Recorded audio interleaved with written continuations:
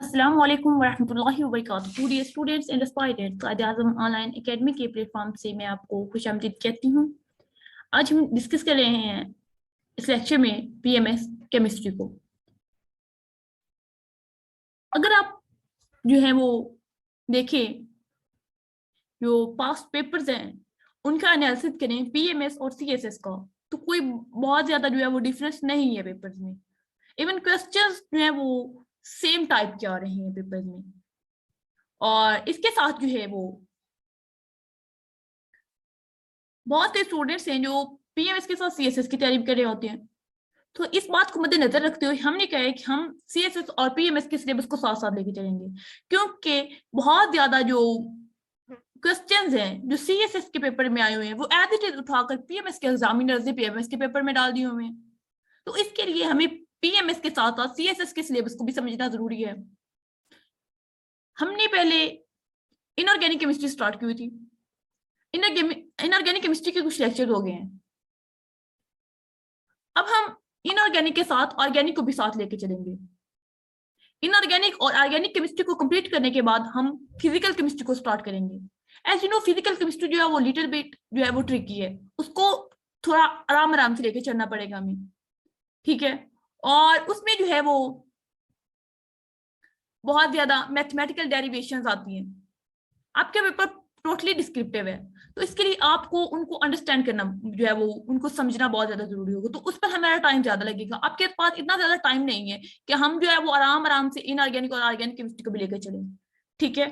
तो हम करेंगे कंप्लीट सिलेबस, आपको कंप्लीट अंडरस्टैंडिंग देंगे, समझेंगे ये नहीं कि हम उनको समझेंगे ही नहीं, लेकिन हम साथ साथ इनऑर्गेनिक और ऑर्गेनिक को भी साथ लेके चलेंगे और हम जो है वो कोशिश करेंगे बहुत जल्द इनको वाइंड अप करने की, ठीक है। आज हम सबसे पहले देखते हैं ऑर्गेनिक केमिस्ट्री का सिलेबस क्या है।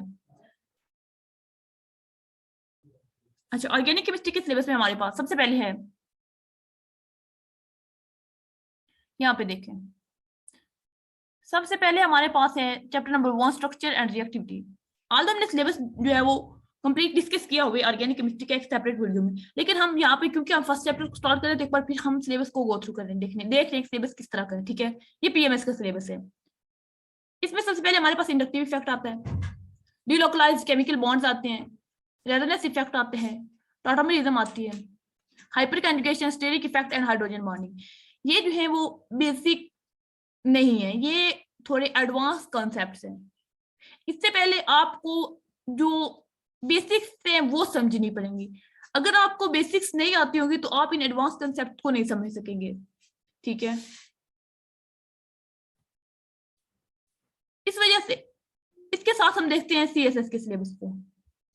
सीएसएस के सिलेबस में ये चैप्टर जो है वो basic concept of organic chemistry के नाम से है। इसमें थोड़ा सा सिलेबस वास्ट है। इसमें बॉन्डिंग एंड ऑर्बिटल हाइब्रिडाइजेशन की बात करी जा रही है। अगर आपको बॉन्डिंग का नहीं पता होगा तो फिर आप अगले जो कंसेप्ट हैं जो पीएमएस में दिए गए हैं, hyper conjugation, steric effect, hydrogen bonding, tautomerism, resonance effect, आप इनको नहीं समझ सकेंगे। इसलिए ये भी समझना जरूरी है, ये आपके बेसिक्स में आ रहा है और ये पीसीएसएस वालों ने सिलेबस में मेंशन कर दिया है।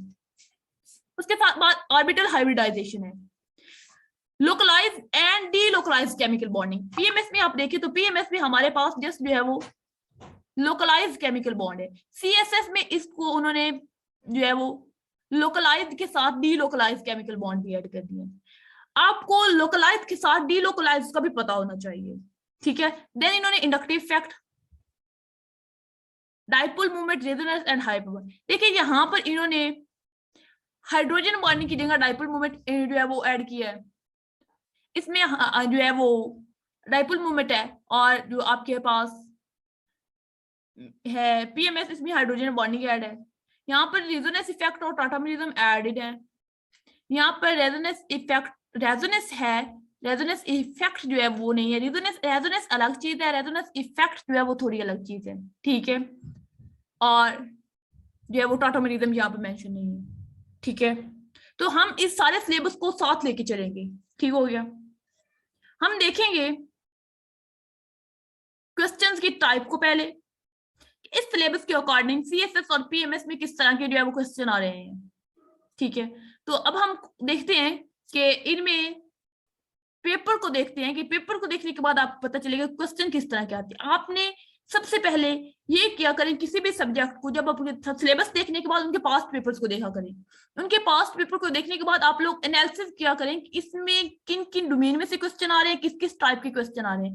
इस तरह आपको फिर हेल्प मिलेगी अपने जो है वो डिस्क्रिप्टिव की तैयारी में। और ये किसी भी सब्जेक्ट में आपने करना है, सिर्फ केमिस्ट्री के लिए नहीं होता, ये बहुत ज्यादा हेल्पफुल होता है आपकी प्रिपरेशन में। ठीक है,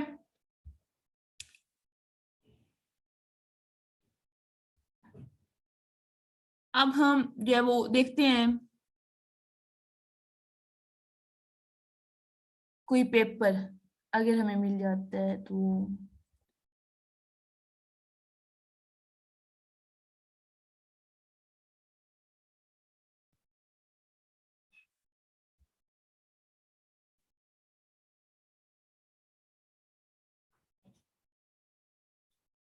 ये पेपर 1 है, हमने पेपर 2 देखना है।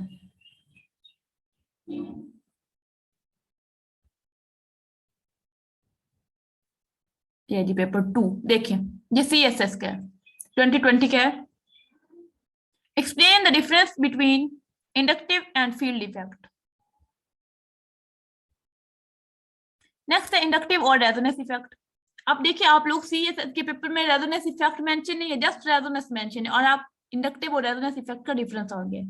ठीक है, localised and delocalised chemical bonding, conjugation and hyper conjugation. अब आप देखें CSS के सिलेबस में कहीं भी आपको कॉन्जुगेशन नहीं mention, just hyper conjugation mention है, लेकिन आपके पेपर में उन्होंने हाइपर कॉन्जुगेशन के साथ कॉन्जुगेशन का कंसेप्ट भी दे दिया।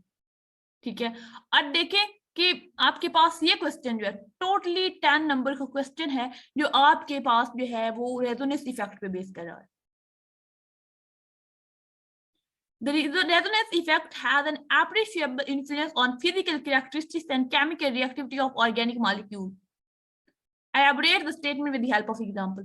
अगर आपने यहाँ पर रेजोनेंस इफेक्ट को पढ़ा होगा तो आप तब बता सकते हैं कि किस तरह जो है वो ऑर्गेनिक मॉलिक्यूल की फिजिकल कैरेक्टरिस्टिक्स को और उनके केमिकल रिएक्टिविटीज को जो है वो इन्फ्लुएंस कर रहे हैं।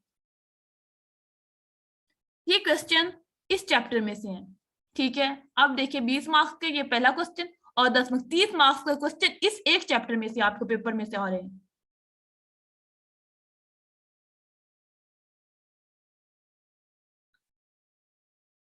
ठीक है जी, ये हमारे पास था CSS के पेपर। अब हम कोई PMS का पेपर देखते हैं।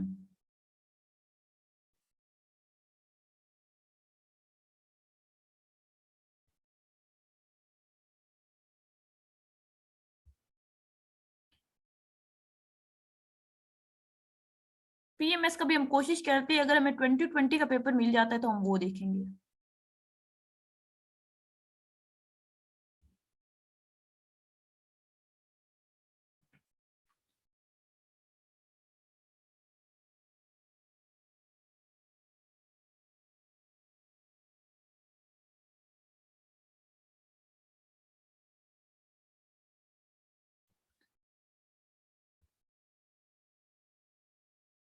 PMS केमिस्ट्री पेपर 2 2020 हम उसे देखेंगे। अब हमने पहले CSS के पेपर को देखा है, वहां से हमें पता चला कि इस चैप्टर की जो चैप्टर नंबर 1 है सिलेबस में कितनी इंपॉर्टेंस है, कि 30 मार्क्स का क्वेश्चन जो आपके पास उसी जो है वो पेपर में से आ रहा है,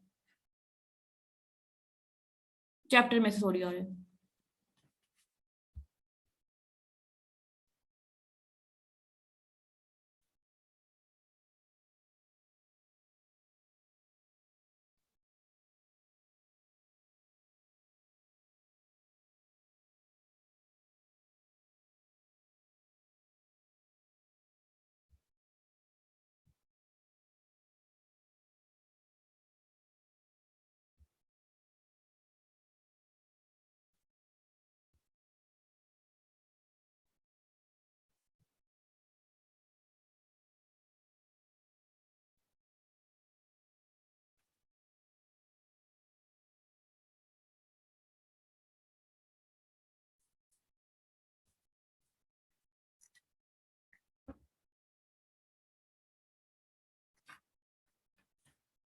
पेपर मैं ढूंढ रही हूँ आप लोगों के लिए PMS का।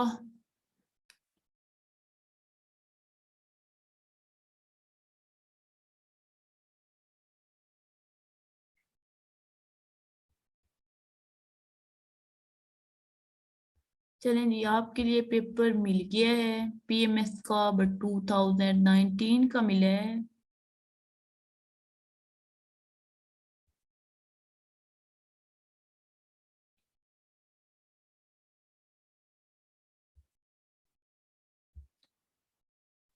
देखें जी, ये पेपर है आपके पास।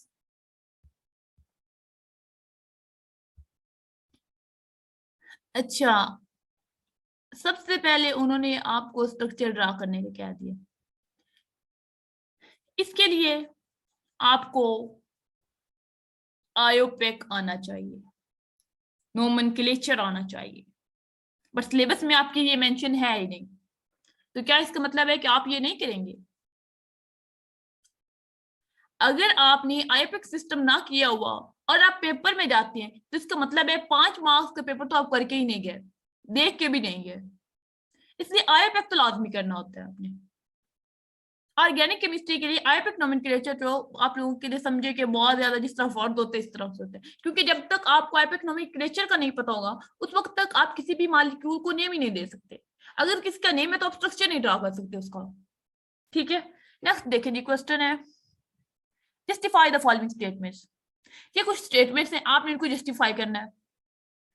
Dimethyl amine is stronger base than methyl amine which is stronger. ये जो आपके पास इफेक्ट्स हैं ना सारे, inductive effect, mesomeric effect, hyper conjugation, tautomerism, ये सारे उनके क्वेश्चन थे। ये सारे जब आप उनको करेंगे तो आपके ये सारे क्वेश्चन ऑटोमेटिकली कवर हो जाएंगे, अगर आपने उनको अच्छी तरह से अंडरस्टैंड करके करेंगे। अगर आपने उनको जस्ट गो थ्रू का डेफिनेशन पढ़े, एक दो पॉइंट्स पढ़े, बस ये आपका होगा, तो इस तरह से ये नहीं होगा। आप अगर उनको अच्छी तरह से अंडरस्टैंडिंग से पढ़ेंगे तो फिर आपके ये होंगे, अदरवाइज डिफिकल्ट है आप इस तरह के रीजनिंग क्वेश्चन को अटेम्प्ट कर सकेंगे।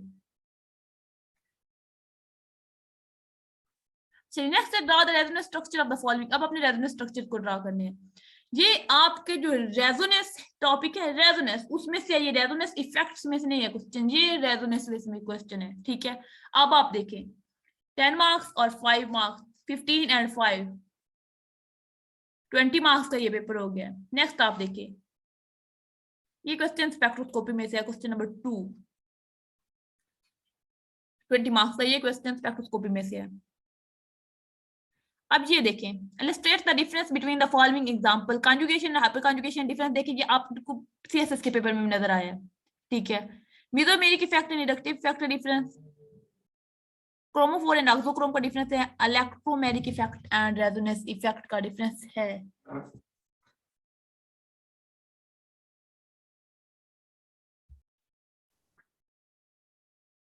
नेक्स्ट स्टूडेंट देखिए, तो इसका पार्ट बी जो है वो हमारे पास है, why esters have low boiling points then their corresponding acids। ये 3 मार्क्स क्वेश्चन है, और ये भी आप जब सारे इफेक्ट्स कर लेंगे तो इसमें ये भी आपका साथ जो है वो सॉल्व हो जाएगा। ये रीजनिंग क्वेश्चन है, ये जो यहाँ पर जस्टिफाई वाले स्टेटमेंट वाले क्वेश्चन है ये उनके साथ मैच कर रहे हैं, ये वाला क्वेश्चन जो है।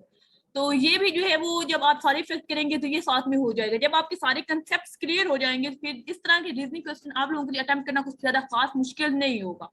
ठीक है, आप ये देखें कि 17 एंड 3 मार्क्स, 20 मार्क्स का ये क्वेश्चन एंड 10 एंड 5 मार्क्स, 15। अगर आप नोमेनक्लेचर वाला क्वेश्चन निकाल भी दे इसमें तो 35 मार्क्स के क्वेश्चन इस एक चैप्टर में से आ रहे हैं। इस एक चैप्टर के इंपॉर्टेंस को देखें, इस चैप्टर को सॉल्व करने से पहले आपको बेसिक्स का पता होना चाहिए। आपको पता हो ऑर्बिटल क्या है, ऑर्बिटल्स की शेप किस तरह की होती है, और ऑर्बिटल्स को फिल करने के कौन कौन से रूल्स होते हैं। ठीक है, थोड़ी बहुत आप लोग को हाइब्रिडाइजेशन का पता हो। जब आपको हाइब्रिडाइजेशन का पता होगा देन आप नेक्स्ट जो आप लोग सारे जो कंसेप्ट हैं उनको अंडरस्टैंड करना ज्यादा आसान हो जाएगा। ठीक है, उसके बाद हम मेजर इफेक्ट्स पर जाएंगे। ये बेसिकली हम पेपर देख लिया किस तरह का पेपर आता है, इस तरह आप बाकी भी पेपर देखकर आपको पता चलेगा कि इस चैप्टर की कितनी ज्यादा इंपॉर्टेंस है पीएमएफ और सीएसएस दोनों के पेपर में। ऑलमोस्ट 30-35 जो परसेंट पेपर होता है वो इसी एक चैप्टर में से आ रहा होता है। इतने ज्यादा मार्क्स को आप एक चैप्टर में से अगर गेन करें तो ये बहुत ज्यादा अपॉर्चुनिटी है कि एक जो है वो इतनी वर्स्ट का चैप्टर है आपके पास, और ये कुछ इतना ज्यादा डिफिकल्ट नहीं है, कंसेप्ट बेस्ड है। अगर आपके कंसेप्ट क्लियर हो जाएंगे तो आप इस तरह के क्वेश्चन को आसानी से सॉल्व कर लेंगे। और इस तरह से जो है वो आप इसमें से 35 में से कम अगर आप बेचारे अच्छे हो तो आप 30 मार्क्स तो आसानी से ले लेंगे। इसमें 35 आउट ऑफ 35 मार्क्स भी इसके जो क्वेश्चन होते हैं उनमें से आ जाते हैं। साइंस की ये खूबसूरती है कि इसमें जो जो क्वेश्चन जो है वो आप अगर आपने अच्छे तरीके से क्वेश्चन को प्रेजेंट किया हुआ है, अच्छी तरह से आपको क्वेश्चन अटेम्प्ट करने की टेक्निक का पता है, आपने अच्छी प्रेजेंटेशन के साथ भी आपको क्वेश्चन को अटेम्प्ट किया तो आपको फुल मार्क्स भी मिल जाते होते हैं। लेकिन स्टिल इसमें इन जो होते हैं सब्जेक्ट, इनमें स्टूडेंट्स जो है वो फेल इसलिए होते हैं, स्टूडेंट्स या तो फेल होते हैं इनमें या बहुत ज्यादा हाई मार्क्स देते हैं। फेल वो स्टूडेंट होते हैं जिनके कंसेप्ट क्लियर नहीं होते, जो साइंसेस को रट्टा लगाने की कोशिश करते हैं, क्रैम करने की कोशिश करते हैं, कंसेप्ट क्लियर नहीं करते। जब तक कंसेप्ट क्लियर नहीं होते तब तक आप रीजनिंग क्वेश्चन को सॉल्व नहीं कर सकते, ठीक है। और इस तरह से जो है वो उनके स्टूडेंट्स फेल हो जाते हैं। जिन स्टूडेंट्स ने कंसेप्ट क्लियर किए होते हैं वो फिर बहुत हाई मार्क्स ले जाते हैं सब्जेक्ट में, ठीक है। अब हम जो है वो डिस्कस करेंगे सबसे पहले इस चैप्टर को, इस चैप्टर के साथ हम नोमेनक्लेचर जो क्वेश्चन है वो भी करेंगे, नोमेनक्लेचर वाला चैप्टर भी, ठीक है। इतने मैं आपको बहुत सी जो होंगे वो मॉलिक्यूल्स के जो है वो नोमेनक्लेचर वगैरह करवा दूंगी, जिससे आपको पता चल जाएगा किस तरह से आपने जो है वो करना है मॉलिक्यूल नोमेनक्लेचर वाला क्वेश्चन टाइप, ठीक है। ये पेपर था। नेक्स्ट अगर आप देखें तो ये आप आगे फिर आपके पास जो है वो स्पेक्ट्रोस्कोपी वाले क्वेश्चन, ये भी स्पेक्ट्रोस्कोपी वाले क्वेश्चन, यहाँ पे देखिए 20 मार्क्स का ये और 20 मार्क्स का ये जो क्वेश्चन है ये स्पेक्ट्रोस्कोपी में से आए हुए हैं।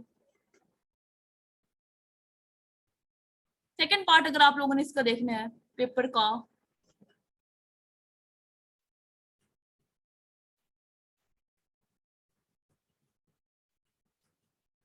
ये इसका सेकंड पार्ट है।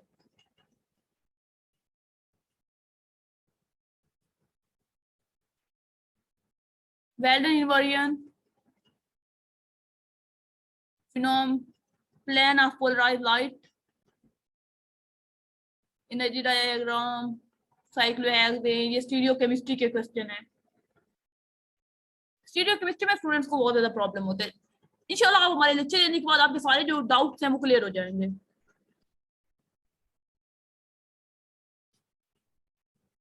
ये नेक्स्ट है फैट सोडाइल के डिफरेंस, सोप्स एंड डिटर्जेंट्स के डिफरेंस, लिपिड्स एंड वैक्स के डिफरेंस, ये जो आपके पास होते हैं बायोमोलिक्यूल्स उनमें से क्वेश्चन आते हैं बायोकेमिस्ट्री में से, ठीक है। ये कार्बोहाइड्रेट्स, किसी पर जो आप लोगों ने ब्रीफ नोट्स लिखना है, ये आगे आपके पास एक चैप्टर आता है इस तरह का, तो उसमें से आप निकलना होता है, ठीक है। तो ये आपका पेपर है 2019 में ये पेपर है। और अब हम स्टार्ट करते हैं अपने जो लेक्चर है उसको प्रॉपर, ठीक है।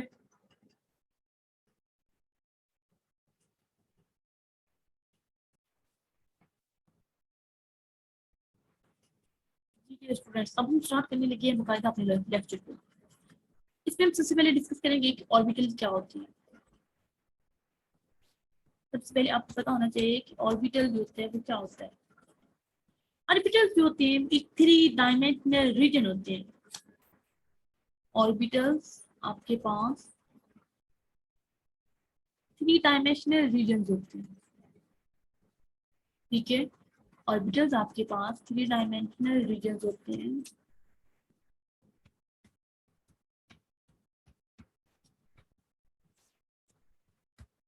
थ्री डायमेंशनल रीजन होते हैं around the nucleus where the probability of finding electron is maximum.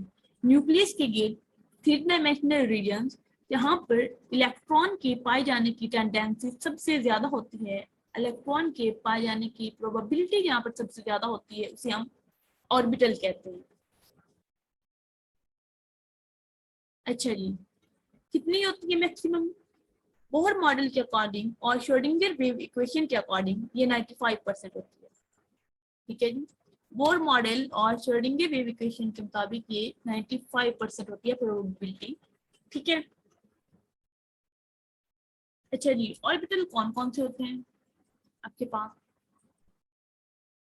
S orbital होता है, पी ऑर्बिटल होता है आपके पास, डी ऑर्बिटल आपके पास होता है, देन आपके पास एफ ऑर्बिटल होता है, ठीक है। आपके पास जो एस ऑर्बिटल होता है इसमें वो होते हैं वो 2 इलेक्ट्रॉन्स आ सकते हैं। फिर भी आपके पास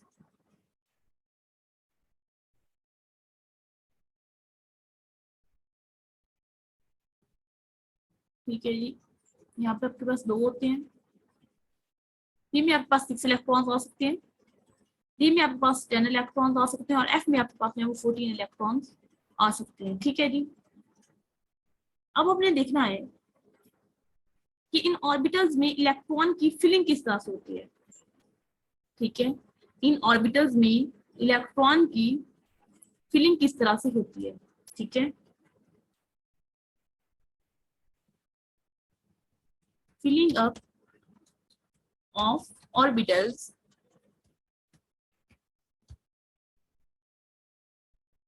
विद इलेक्ट्रॉन्स, इलेक्ट्रॉन से इन ऑर्बिटल्स की फिलिंग किस तरह से होती है। इसमें हमारे पास जो होते हैं वो तीन जो होते हैं वो रूल होते हैं उनकी फिलिंग के। अच्छा, ये तीन रूल हमारे पास कौन कौन से होते हैं, हम उनको डिस्कस करने लगे हैं कि इलेक्ट्रॉन की फिलिंग के हमारे पास कौन से तीन रूल होते हैं। सबसे पहले हमारे पास होते हैं Aufbau principal. Aufbau principal,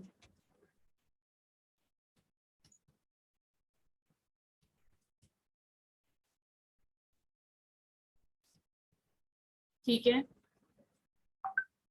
next हमारे पास होता है Pauli's exclusion principle. Pauli's exclusion principle,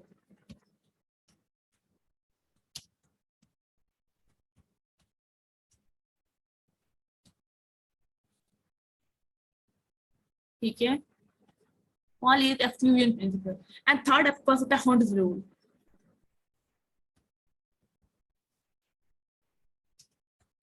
horns rule, अच्छा, अफबाउ प्रिंसिपल आपके पास क्या कहता है। अफबाउ प्रिंसिपल आपको कहता है आपने इलेक्ट्रॉन को फिल करना है इंक्रीजिंग एनर्जी ऑर्डर में। आपने इलेक्ट्रॉन को फिल करना है इंक्रीजिंग एनर्जी ऑर्डर में। ठीक है, जैसे जैसे एनर्जी इंक्रीज होगी इस तरह से आपने फिल अप करते जाना है। ठीक है जी, जैसे 1s की एनर्जी 2s से कम है तो पहले 1s में आएंगे देन 2s में जाएंगे। ठीक है, इस तरह इंक्रीजिंग, जैसे जैसे एनर्जी इंक्रीज होगी इलेक्ट्रॉन की फिलिंग उसी तरह से होगी। ये एफबो प्रिंसिपल कहते हैं। पॉलीज एक्सक्लूजन प्रिंसिपल के अकॉर्डिंग ऑर्बिटल्स जो होते हैं वो दो इलेक्ट्रॉन रख सकते हैं, यानी एक ऑर्बिटल में दो इलेक्ट्रॉन मैक्सिमम जो है वो आ सकते हैं और उनके स्पिन जो है वो ऑपोजिट होने चाहिए, यानी इस तरह कि उनके इस तरह जो है ऑपोजिट स्पिन होने चाहिए। कभी भी इस तरह से जो है वो दो इलेक्ट्रॉन एक ऑर्बिटल में नहीं आ सकते, हमेशा ये जो है वो इस तरह से ऑपोजिट स्पिन के साथ होंगे और जो मैक्सिमम है वो दो इलेक्ट्रॉन आएंगे। ठीक है, हॉर्न्स रूल ने क्या कहा। हॉर्न्स रूल ने कहा कि अगर आपके पास इक्वल एनर्जी के जो ऑर्बिटल हैं वो अवेलेबल हो, अगर इक्वल एनर्जी के ऑर्बिटल्स अवेलेबल हो तो इलेक्ट्रॉन जो हैं वो सेपरेट रहेंगे, वो पेयर्स नहीं होंगे। जैसे आपके पास पी ऑर्बिटल में होता है, ये आपके पी ऑर्बिटल्स होते हैं। ठीक है, हमने कहा पॉलीज एक्सक्लूजन प्रिंसिपल ने कि दो इलेक्ट्रॉन जो मैक्सिमम आ सकते हैं, दो यहाँ पर आ सकते हैं, दो यहाँ पर आ सकते हैं, दो यहाँ पर आ सकते हैं। ठीक है, इस तरह आएंगे। अच्छा जी, हॉर्न्स रूल ने कह दिया कि अगर ये इस तरह इक्वल एनर्जी के अवेलेबल हैं और आपके पास लेट्स सपोज तीन जो है वो इलेक्ट्रॉन्स हैं, तो एक इधर जाएगा, एक इधर आएगा, फिर एक इधर आएगा, उसके बाद जो है दोबारा फिलिंग यहाँ से स्टार्ट होगी अपोजिट स्पिन के साथ। ठीक है जी, इस तरह से हॉर्न्स रूल ने कहा कि अगर जो है वो अवेलेबल हों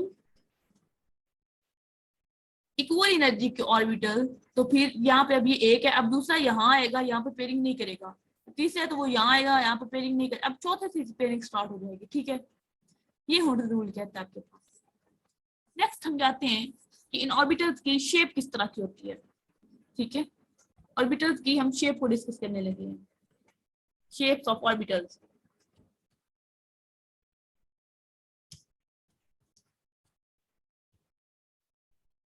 इन ऑर्बिटल्स की जो शेप होती है वो किस तरह की होती है। सबसे पहले हमारे पास होता है एस ऑर्बिटल। ठीक है, एस ऑर्बिटल की शेप ये होती है, ये सिफिडिकल होता है। ठीक है जी, ये आपके पास स्फीरिकल होता है। एस ऑर्बिटल जो होता है आपके पास ये स्फीरिकल होता है।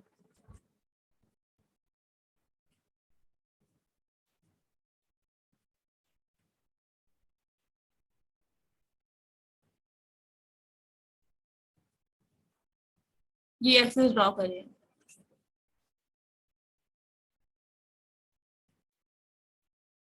ये आपके पास s ऑर्बिटल है, ठीक है। अब हमने डिस्कस करना है p ऑर्बिटल, ये मैंने मूव कर रखा है। अब हमने डिस्कस करना है p ऑर्बिटल को।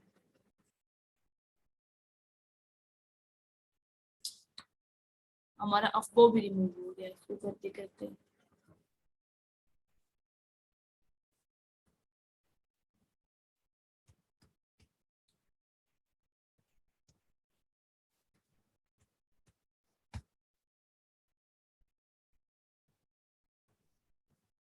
ठीक है जी, अब हमने, ये हमारे पास s ऑर्बिटल की शेप है।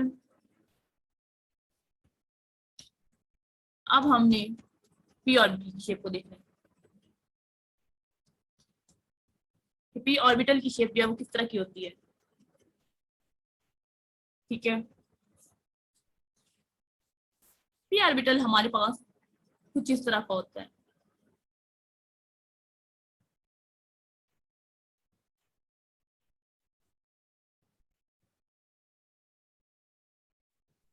ये तीन हमने एक्सिस ड्रॉ किए हैं। इन एक्सिस के ऊपर लेट्स सपोज ये हमारे पास पी एक्स है, ठीक है। पी एक्स है तो ये हमारे पास कुछ इस तरह से हो गए एक्सिस पे, ये पी एक्स की शेप है, ठीक है। ये आपके पास वाई है, ये आपके पास वी है, ये आपके पास एक्स एक्सिस है, ठीक है। ये आपके पास पी एक्स है। अगर आपके पास ये पी वाई होगा तो फिर आपके पास इसकी जो डायग्राम है वो कुछ इस तरह से हो जाएगी, ये आपके पास पी वाई होगा। और अगर आपके पास ये पी जेड हो तो फिर ये कुछ इस तरह से होगा, ठीक है। ये पी ऑर्बिटल की है, ये डम्बेल शेप के होते हैं।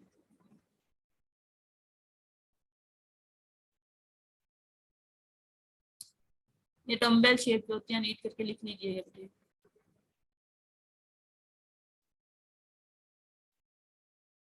ठीक है जी, ये डम्बेल शेप होते हैं। नेक्स्ट है हमारे पास डी ऑर्बिटल्स।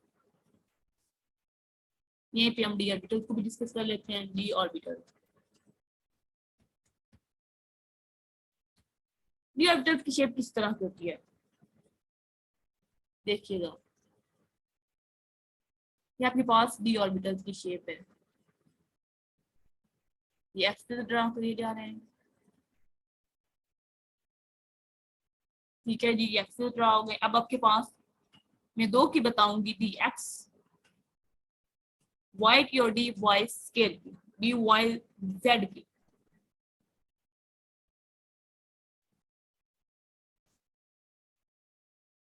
ठीक है। जब हम डी एक्स वाई की बात करेंगे तो ये इस तरह से कुछ होगा। ये डी, ये आपके पास डी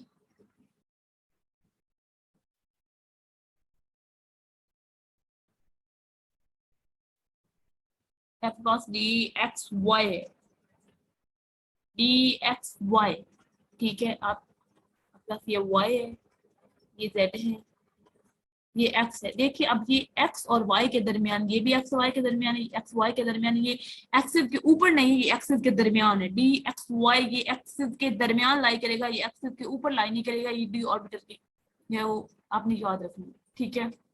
जब आपके पास डी वाई जेड की आपने करनी है, जब आप डी वाई जेड की करेंगे तो वो इन दोनों के दरमियान रहेगी। ये डी वाई जेड है, यहाँ पे ये दूसरा भी आएगा, ये इन दोनों के दरमियान रहेगी, ठीक है।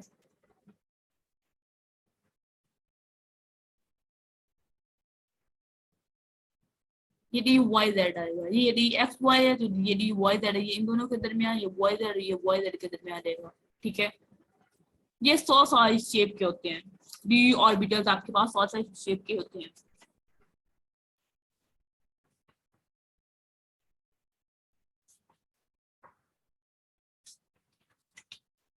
नेक्स्ट हमारे पास है सिग्मा बॉन्ड और पाई बॉन्ड। ये आप लोगों ने पढ़े हुए हैं पहले भी ऑलरेडी, बीपीटी और एमओटी में हमने डिटेल सिग्मा बॉन्ड और पाई बॉन्ड को पढ़ा हुआ है, ठीक है। ये आपको पता है सिग्मा बॉन्ड जो होते हैं वो हेड ऑन ओवरलैपिंग से बनते हैं, और जो आपके पास पाई बॉन्ड होते हैं वो साइड वाइज ओवरलैपिंग से बनते हैं, ठीक है।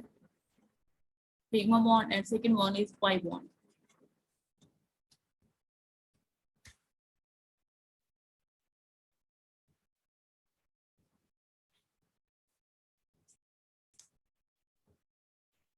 ठीक है जी।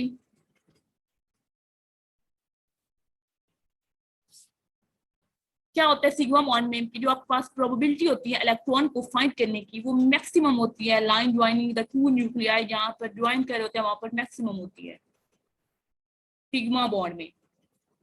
और जो पाई बॉन्ड होता है ये वीक बॉन्ड होता है compare to sigma bond. Sigma bond strong bond होता है, और यहाँ पर जो प्रोबेबिलिटी होती है इलेक्ट्रॉन की फाइंडिंग की वो परपेंडिकुलर होती है line joining the two nuclei, ठीक है। सिग्मा बॉन्ड में क्या होता है, ऑन द लाइन होती है, जो लाइन ज्वाइनिंग होती है टू न्यूक्लियाई के उसके ऊपर होती है।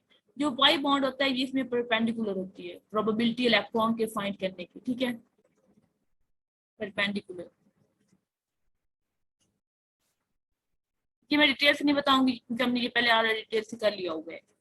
नेक्स्ट हमारे पास हाइब्रिडाइजेशन। हाइब्रिडाइजेशन क्या है, हाइब्रिडाइजेशन की जरूरत हमें क्यों पड़ी, ये बहुत से सवाल होते हैं हाइब्रिडाइजेशन से रिलेटेड।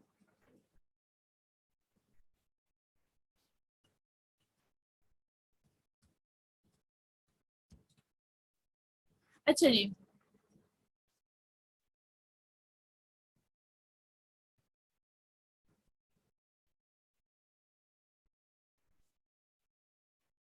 वीपीटी ने जब हम CH4 की बात की, CH4 को जब हमने डिस्कस किया तो वीबीटी ने कहा कि इसमें 3 बॉन्ड जो है वो सेम है, 3 बॉन्ड सेम है, चौथा बॉन्ड डिफरेंट है। किस तरह,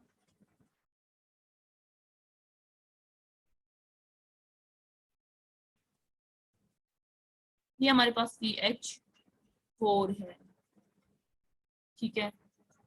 होता हमारे पास क्या है कि कार्बन की कॉन्फ़िगरेशन कुछ इस तरह से है, 1s2 2s2 एंड 2p।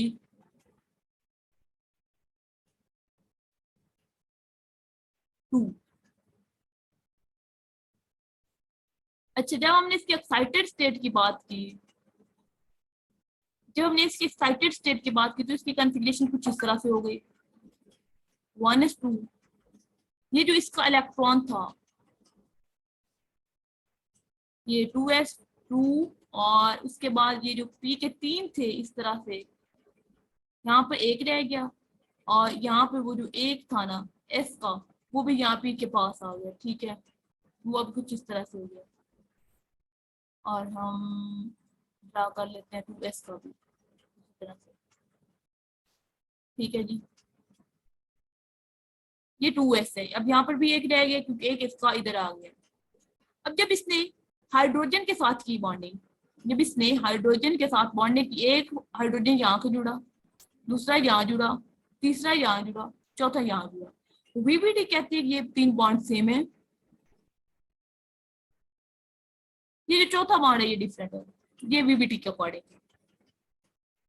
लेकिन एक्चुअल में हमने देखा कि ये चारों बॉन्ड सेम है, एक्चुअली एक्सपेरिमेंटली के ये चारों बॉन्ड सेम है, एक्सपेरिमेंटली ये सेम बॉन्ड है चारों। तो इस चीज को एक्सप्लेन करने के लिए हमारे पास हाइब्रिडाइजेशन की जरूरत महसूस हुई। वीबीटी जो है वो इसको एक्सप्लेन नहीं कर पाई थी, वीबीटी जो है वो इसमें भी फेल हो गई कि कैसे जो है वो, या कितनी एनर्जी जो है वो रिक्वायर्ड, जो एनर्जी होती है वो कहाँ से आती है जो जंप करने में हेल्प करती है इलेक्ट्रॉन को, यहाँ पर जो 2 इलेक्ट्रॉन से एक पी में जाने के लिए उसको जो एनर्जी रिक्वायर्ड थी वो कहाँ से जो है फुलफिल हुई, वीबीटी इसको भी एक्सप्लेन नहीं कर पाई थी, ठीक है जी। एस के पी ऑर्बिटल में इलेक्ट्रॉन कैसे गए हैं।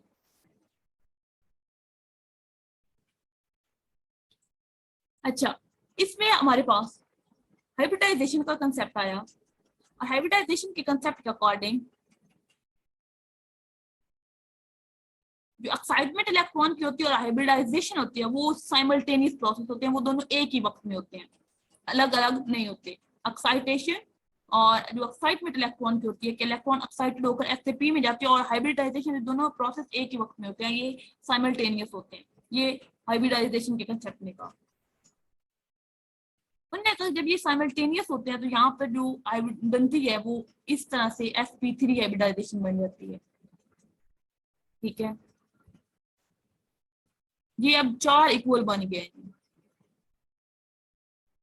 ये s वाला है, ये 3 p वाले हैं, ये 4 इक्वल बन गए। यहाँ पर चारों के पास एक इलेक्ट्रॉन आ गई, ये बीबीटी कहती है, सॉरी हाइब्रिडाइजेशन कहती है। जब इनके साथ आकर हाइड्रोजन अब जुड़ेंगे तो अब ये सेम जो है वो शेप भी होगी और इनकी एनर्जी भी सेम हो जाएगी आफ्टर हाइब्रिडाइजेशन। ठीक है जी। नेक्स्ट हमारे पास है हाइब्रिडाइजेशन की टाइप्स। हमने डिस्कस करना है sp3 हाइब्रिडाइजेशन को, sp2 हाइब्रिडाइजेशन को, sp हाइब्रिडाइजेशन को। sp3 हाइब्रिडाइजेशन जो हमारे पास होती है, sp3 हाइब्रिडाइजेशन, sp3 हाइब्रिडाइजेशन के अकॉर्डिंग हमारे पास क्या होता है, एक s होता है, 3 p हमारे पास होते हैं। ठीक है, ये ओवरलैप करते हैं और हाइब्रिडाइज्ड ऑर्बिटल बनते हैं।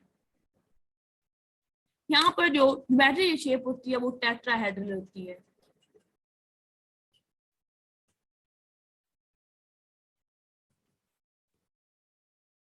अच्छा, एक और बात है, अभी हमने इनऑर्गेनिक में हाइब्रिडाइजेशन को पढ़ना है, तो आप लोग यहाँ से कंसेप्ट ले लें, सेम सेम थिंग्स हैं। ठीक है जी। यहाँ पे वही कार्बन CH4 वाली एग्जांपल यूज होगी sp3 में। ठीक है,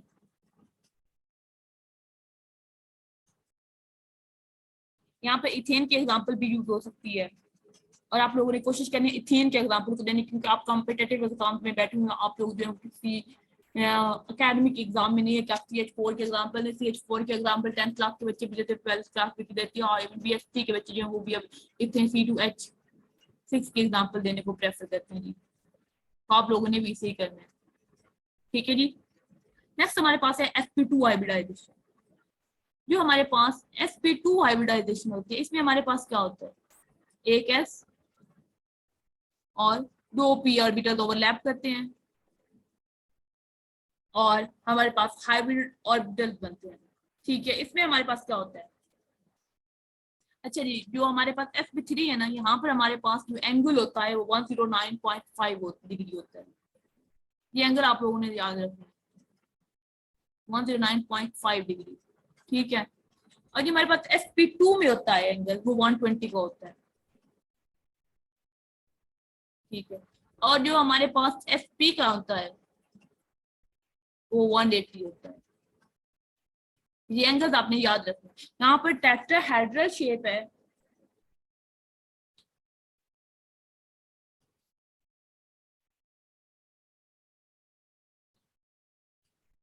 तो हमारे पास जो sp2 में शेप बनती है वो ट्राइगोनल होती है।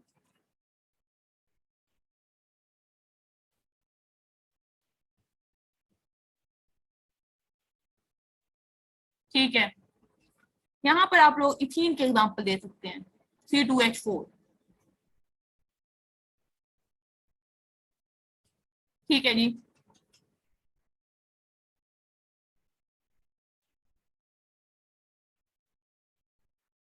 अगर हमारे पास यहाँ पर एक और एक्सेप्शन है, जब कार्बन पर चार्ज हो, कार्बन सी पॉजिटिव की फॉर्म में हो या कार्बन सी नेगेटिव की फॉर्म में हो, तो कार्बन हमेशा sp2 हाइब्रिडाइजेशन को फॉलो करेगा। जब भी कार्बन पर जो नेगेटिव चार्ज होता है वो बहुत ही, या पॉजिटिव चार्ज रियल केस में होता है, अगर कार्बन पर पॉजिटिव या नेगेटिव चार्ज होगा तो कार्बन हमेशा sp2 हाइब्रिडाइजेशन को फॉलो करेगी। ठीक हो गया जी।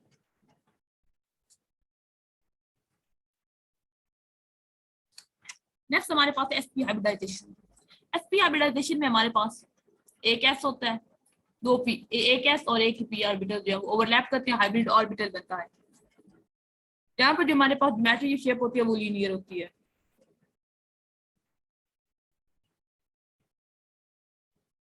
ठीक है, और यहाँ पर इथाइन के एग्जांपल आप लोगों ने देनी है। C2H2 की, इथाइन C2H2, ये आपके पास थी हाइब्रिडाइजेशन ऑफ कार्बन। ये सारा जो कंसेप्ट था ये आप लोगों के पास था हाइब्रिडाइजेशन ऑफ कार्बन का।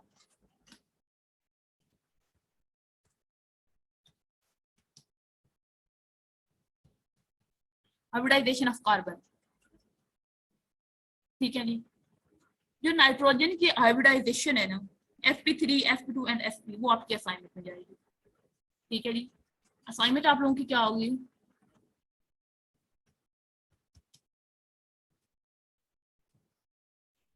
नाइट्रोजन की आप लोगों ने हाइब्रिडाइजेशन करनी है।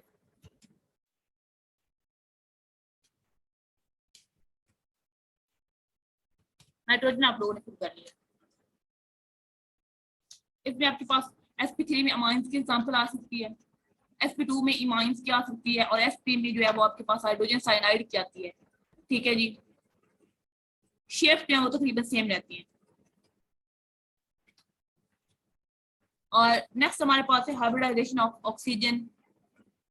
ये भी आप लोगों ने तकरीबन खुद ही करनी है, क्योंकि ये भी सेम है। ऑक्सीजन जो है वो आपके पास, जो ऑक्सीजन होती है ना, वो सिर्फ हमारे पास ऑक्सीजन जो है वो सिर्फ sp3 और sp2 हाइब्रिडाइजेशन देती है, sp हाइब्रिडाइजेशन नहीं देती। sp हाइब्रिडाइजेशन ऑक्सीजन नहीं देती, ऑक्सीजन सिर्फ sp3 और sp2 हाइब्रिडाइजेशन देती है। जब sp3 हाइब्रिडाइजेशन देते हो तो इसमें आपके पास जो एग्जांपल होती है वो मिथाइल अल्कोहल की आ जाती है, CH3OH की। सेम ये भी कार्बन की तरह ही आएगी, CH3OH। और जब sp2 की बात आएगी तो कार्बोनाइल जो है वो इसकी बेस्ट एग्जांपल होते हैं।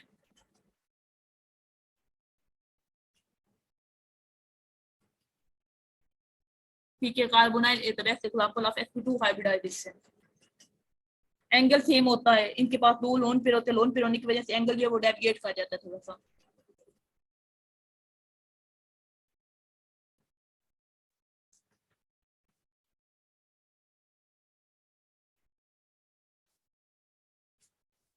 अच्छा, नेक्स्ट हमारे पास है localised and delocalized chemical bonding. ठीक है, सबसे पहले हम डिस्कस करना है लोकलाइज्ड केमिकल बॉन्डिंग कौन से होते हैं। Localized sorry covalent bond, localized and delocalized जब हम बॉन्ड को डिस्कस करते हैं तो हमारे पास मोस्टली जो होते हैं वो कोवलेंट बॉन्ड होते हैं। लोकलाइज्ड कोवलेंट बॉन्ड, ये लोकलाइज्ड बॉन्ड। लोकलाइज्ड बॉन्ड कौन से होते हैं, लोकलाइज्ड बॉन्ड ऐसे बॉन्ड होते हैं यहाँ पे जो इलेक्ट्रॉन की डेंसिटी होती है वो कंसंट्रेट रहती है दो एटम्स के दरमियान। क्या होता है, जो इलेक्ट्रॉन की डेंसिटी होती है ना वो कंसंट्रेट रहती है बिटवीन टू एटम्स, ठीक है जी।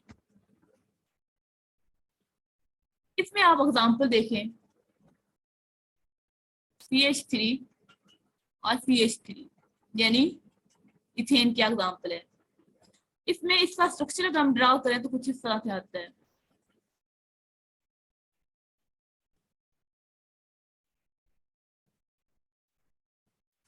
ठीक है। ये हाइड्रोजन, ये हाइड्रोजन, यहाँ पर हाइड्रोजन आएगा।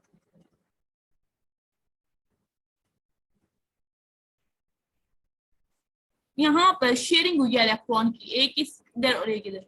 ये जो शेयरिंग इलेक्ट्रॉन की शेयरिंग है, ये इलेक्ट्रॉन अब दोनों कार्बन के दरमियान रहेंगे, ये फ्रीली कहीं भी मूव नहीं कर सकते, ये जो दो इलेक्ट्रॉन्स हैं। तो ये जो इलेक्ट्रॉन्स हैं या ये जो बॉन्ड है ये लोकलाइज्ड बॉन्ड है, या इन इलेक्ट्रॉन्स को जो है वो हम लोकलाइज्ड इलेक्ट्रॉन कहेंगे, ठीक है जी। बॉन्ड को लोकलाइज्ड बॉन्ड कहेंगे क्योंकि ये कंसंट्रेट कर है इस और इस कार्बन के दरमियान, फ्रीली मूव अब कहीं और नहीं कर, ये यहाँ पर आकर मूव नहीं कर सकते। ये जो बॉन्ड है ये यहाँ पर जो है ये इलेक्ट्रॉन मूव नहीं कर सकते, ये यहाँ पर इलेक्ट्रॉन मूव नहीं कर सकते। इलेक्ट्रॉन की डेंसिटी जो है हमेशा दोनों कार्बन के दरमियान ही रहेगी, इसकी वजह से हम इसे लोकलाइज्ड बॉन्ड कहते हैं। इसको सिग्मा बॉन्ड से रिप्रेजेंट किया जाता है, सिग्मा बॉन्ड से रिप्रेजेंट किया जाता है। नेक्स्ट होती है डीलोकलाइज। अब हमने देखना है डीलोकलाइज क्या होता है।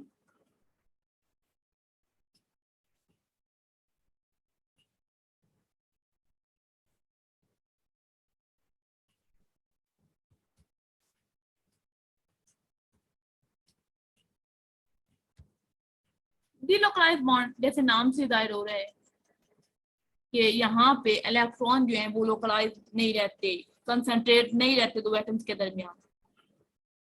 ये एक ऐसा बॉन्ड होता है जिसमें इलेक्ट्रॉन डेंसिटी होती है वो डिस्ट्रीब्यूट होती रहती है more than 2 nuclei. Electron density distributed होती है मोर देन 2 न्यूक्लियाई। इसके एग्जांपल देखिए आप।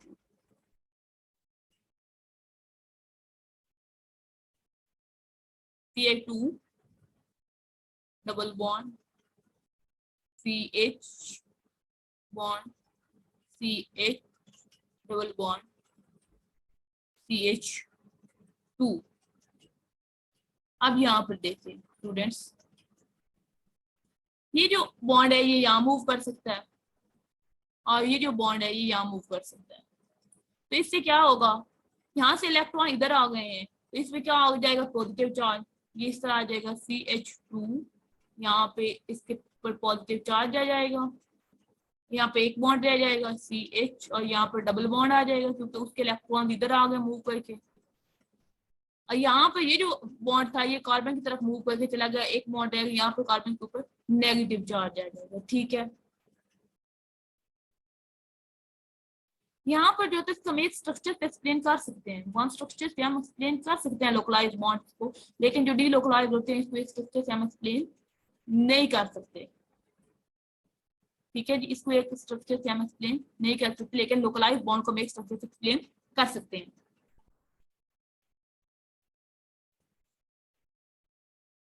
यहाँ पर ये जो बॉन्ड है अब ये यहाँ से लोकलाइज नहीं है, ये यहाँ पर इलेक्ट्रॉन आ गए, यहाँ पर यहाँ से आगे चले जाएंगे, यहाँ से वापस जा सकते हैं। ये इलेक्ट्रॉन जब यहाँ वापस मूव करेगा तो फिर इनको मजबूरन इधर जाना पड़ेगा क्योंकि ये कार्बन के हिस्से से कार्बन की वैलेंसी जो है वो 5 हो जाएगी, यहाँ पर इस कार्बन की वैलेंसी जो है वो कम हो जाएगी, इस कार्बन की वैलेंसी ज्यादा हो जाएगी इस तरफ। ठीक है, तो यहाँ पे जो इलेक्ट्रॉन होंगे जो मूव करे हम उन्हें डीलोकलाइज इलेक्ट्रॉन्स कहेंगे, जो बॉन्ड मूव करे हम उसे डीलोकलाइज बॉन्ड कहेंगे। ये बहुत इंपॉर्टेंट है, इसको आप लोगों ने अच्छे से करना है, ये पेपर में बहुत ज्यादा बात आ जाता है। नेक्स्ट एक और क्वेश्चन है कि आपके पास कंजुगेशन क्या होती है और डीलोकलाइजेशन क्या होती है।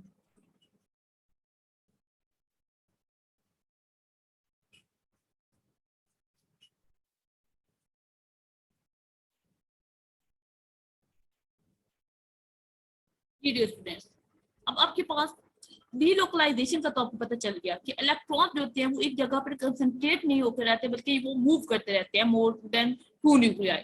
अब एक और कंसेप्ट होता है कॉन्जुगेशन का, कि कॉन्जुगेशन क्या होती है। ठीक है,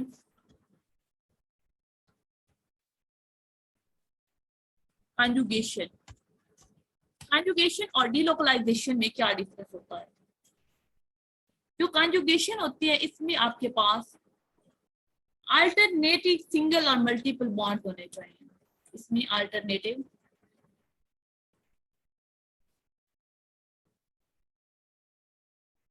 कॉन्जुगेशन में आपके पास अल्टरनेटिव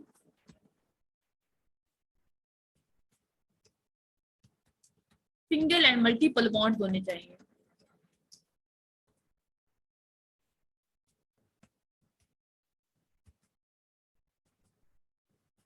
ठीक है, लेकिन जो डीलोकलाइजेशन होती है, जहां पर कॉन्जुगेशन होती है वहां पर डीलोकलाइजेशन हमेशा होती है, लेकिन ये जरूरी नहीं होता कि जहां पर डीलोकलाइजेशन और ये वहां पर कॉन्जुगेशन भी हो। कॉन्जुगेशन के लिए ये शर्त होती है कि वहां पर alternative single and double single and multiple bonds होने चाहिए। ठीक है, ये भी आप लोगों ने क्लियर करी। नेक्स्ट अब हम करेंगे रेजोनेंस, कि रेजोनेंस क्या होती है और रेजोनेंस के रूल्स क्या होते हैं। ठीक है जी, नेक्स्ट कंसेप्ट है हमारे पास रेजोनेंस का।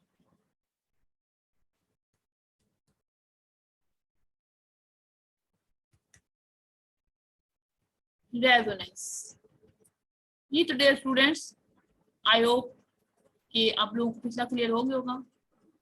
अब हम रेजोनेंस की तरफ बढ़ रहे हैं कि रेजोनेंस की सबसे पहले हम देखेंगे डेफिनेशन क्या होती है रेजोनेंस की, देन हम देखेंगे कंडीशन क्या है रेजोनेंस की, देन हम रूल्स ऑफ रेजोनेंस को डिस्कस करेंगे। सबसे पहले हमारे पास जो डेफिनेशन होती है रेजोनेंस की वो क्या होती है। ये एक पेयरिंग स्कीम्स होती हैं, different pairing schemes of electron.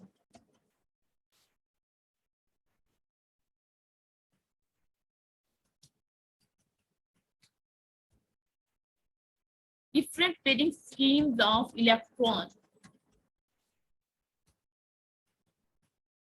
for molecule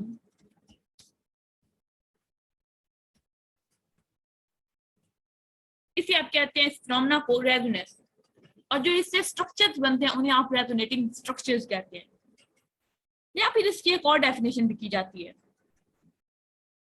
जब दो या दो से ज्यादा लेवल स्ट्रक्चर आप लिखते हैं किसी भी कंपाउंड के लिए तो वो आपके पास रेजोनेटिंग स्ट्रक्चर्स कहलाते हैं। ये जो रेजोनेटिंग स्ट्रक्चर्स होते हैं, रेजोनेटिंग स्ट्रक्चर जो आपके पास ये होते हैं,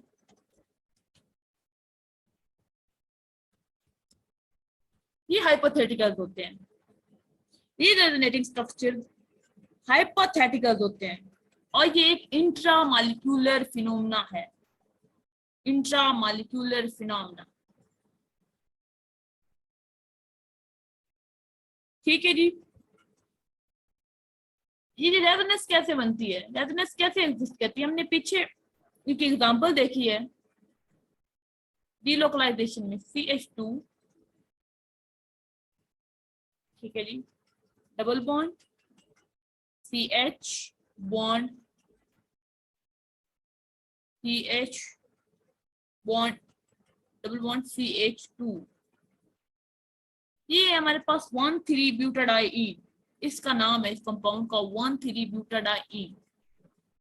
ठीक है, इसमें रेजोनेशन रेजोनेंस किस तरह से होगी, इसके ये जो इलेक्ट्रॉन है यहाँ मूव करेंगे और जब यहाँ मूव करेंगे तो फिर ये जो कार्बन है इसको अपनी जो है वो टेट्रा वैलेंसी को फिल करने के लिए इसको ये इलेक्ट्रॉन लूज करने पड़ेंगे और ये इलेक्ट्रॉन आ जाएंगे इस कार्बन के पास।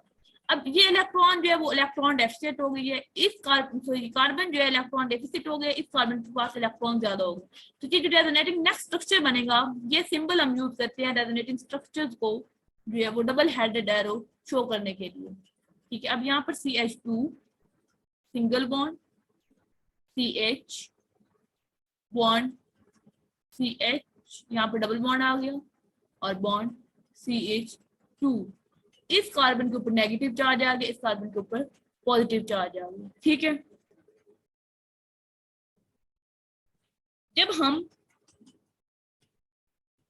जो है वो हाइब्रिड स्ट्रक्चर को शो करते हैं तो हम ये इस तरह से तीन जो लाइंस होते हैं इनसे शो करते हैं, जब हम रेजोनेटिंग स्ट्रक्चर को शो करते हैं तो फिर हम डबल हेडेड एरो से शो करते हैं। ठीक है,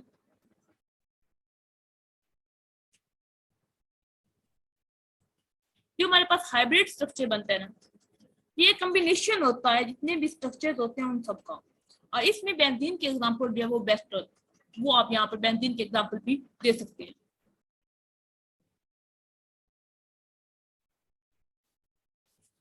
अब हमारे पास है रूल्स ऑफ रेजोनेंस, के रेजोनेंस के रूल्स कौन कौन से हैं।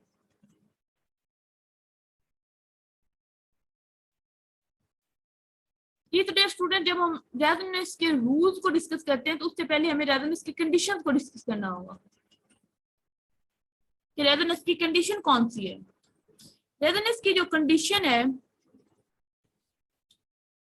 वो है कॉन्जुगेशन, कि जहां पर कॉन्जुगेशन होगी वहां पर रेजिस्टेंस होगी, अदरवाइज सॉरी रेजोनेंस होगी, यहाँ पर कॉन्जुगेशन होगी। अगर कॉन्जुगेशन नहीं होगी तो आपके पास रेजोनेंस भी नहीं होगी। ठीक है, अब हम डिस्कस करते हैं रूल्स को। ठीक है, अब हम रूल्स डिस्कस करने लगे हैं रेजोनेंस के। रेजोनेंस के रूल्स में हमारे पास फर्स्ट रूल है,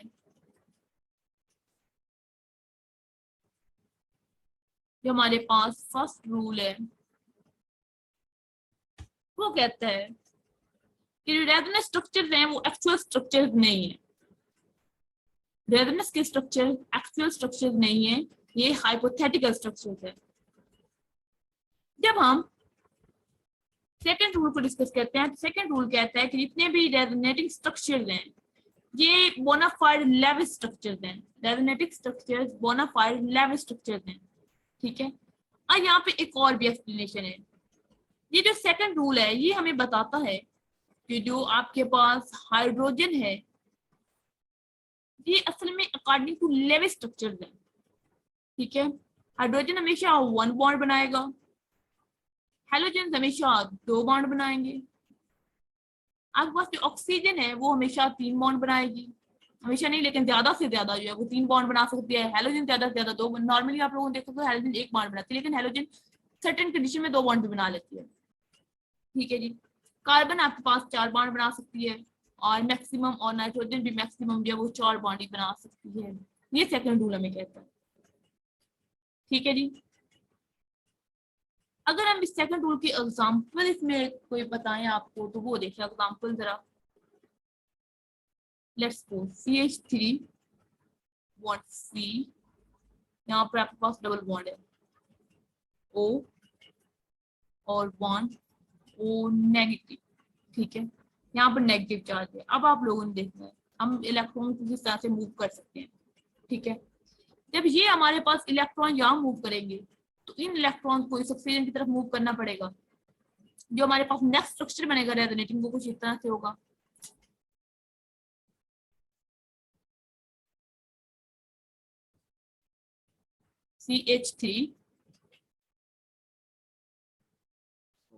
CH3 bond C bond O negative अब आ गया यहाँ पे, और यहाँ पर डबल बॉन्ड O आ गया, ठीक है। ये सेकंड रेजोनेटिंग स्ट्रक्चर है। लेकिन ऐसा नहीं हो सकता कि आप एक और रेजोनेटिंग स्ट्रक्चर बनाने की कोशिश करें, ये इलेक्ट्रॉन तो यहाँ मूव कर जाए लेकिन ये इलेक्ट्रॉन इधर मूव ना करें, ठीक है।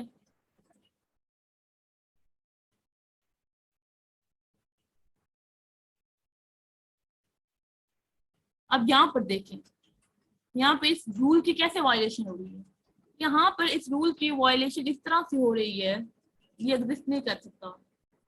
कि ये रूल हमें कहता है कि कार्बन जो वो चार बॉन्ड बना सकते हैं, यहाँ पर कार्बन के पांच बॉन्ड बन गए, दो यहाँ पर दो यहाँ पर, तो इस वजह से ये स्ट्रक्चर एग्जिस्ट नहीं कर सकता। ये हमारे पास है second rule of resonance.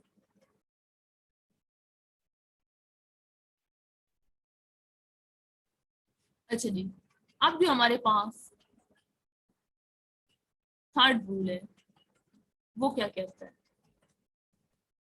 Third rule हमारे पास कहता है जब आप रेजोनेटिंग स्ट्रक्चर लिख रहे होंगे तो आप सिर्फ इलेक्ट्रॉन को मूव कराएंगे, आप जो है वो पूरे के पूरे जो है वो एटम को मूव नहीं करवा सकते। कैसे, हम एक बार फिर न्यूट्रॉन के एग्जांपल लेते हैं।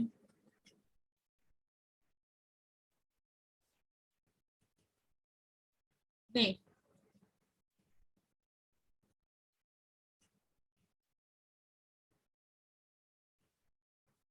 अब हम थोड़े से एग्जांपल डिफरेंट लेते हैं। CH3 बॉन्ड CH, ठीक है, बॉन्ड CH और डबल बॉन्ड CH2, ठीक है। इस कार्बन के हमारे पास पॉजिटिव चार्ज है। हम इसका रेजोनेटिंग स्ट्रक्चर किस तरह से बना सकते हैं, ठीक है। हम इसका रेजोनेटिंग स्ट्रक्चर इस तरह से बना सकते हैं कि इस इलेक्ट्रॉन को हम अगर यहाँ मूव कर दें तो एक तो इस कार्बन का पॉजिटिव चार्ज खत्म हो जाएगा और जो है वो यहाँ पर बॉन्ड बन जाएगा, ठीक है। इस तरह से CH3 bond CH and double bond CH and bond CH2। अब यहाँ पर डबल बॉन्ड बन गया, इस पर कार्बन पर पॉजिटिव चार्ज आएगा क्योंकि इसका इलेक्ट्रॉन भी उधर चला गया, ठीक है। अगर हमको एक इस तरह का स्ट्रक्चर बनाने की कोशिश करें कि हम जो है ये जो हाइड्रोजन है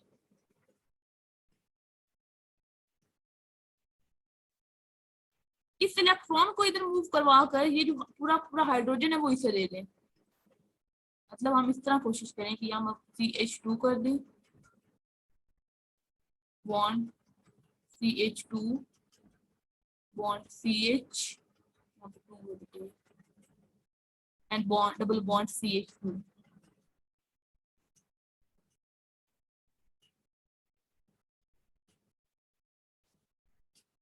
अब ये भी एक स्ट्रक्चर अगर हम बनाने की कोशिश करें इस तरह का, तो इस तरह का स्ट्रक्चर नहीं बन सकता, क्योंकि हमें सिर्फ इलेक्ट्रॉन को मूव करवाने हैं, हमने पूरे पूरे एटम को मूव नहीं करवा सकते हम। ये कहता है हमारे पास स्टूडेंट्स, जो हमारे पास रेजोनेंस का फोर्थ रूल है, रेजोनेंस के फोर्थ रूल के अकॉर्डिंग, रेजोनेंस का फोर्थ रूल जो है वो डील कर रहा है कि जितने भी आपके पास कैनोनिकल फॉर्म्स होंगी, जितने भी कैनोनिकल फॉर्म्स होंगे उनके पास same number of unpaired electrons जो है वो सेम होने चाहिए। कि अगर किसी पर एक पॉजिटिव चार्ज है तो उसके जो कैनोनिकल स्ट्रक्चर है दूसरा, उसके ऊपर भी एक ही पॉजिटिव चार्ज होना चाहिए। ठीक है जी, उनके पास सेम अनपेयर इलेक्ट्रॉन होने चाहिए। अगर किसी के पास फ्री रेडिकल है तो वो भी सेम होना चाहिए। आपके पास अनपेयर्ड इलेक्ट्रॉन सेम होने चाहिए। ये फोर्थ रूल कहता है रेजोनेंस का। ठीक है जी।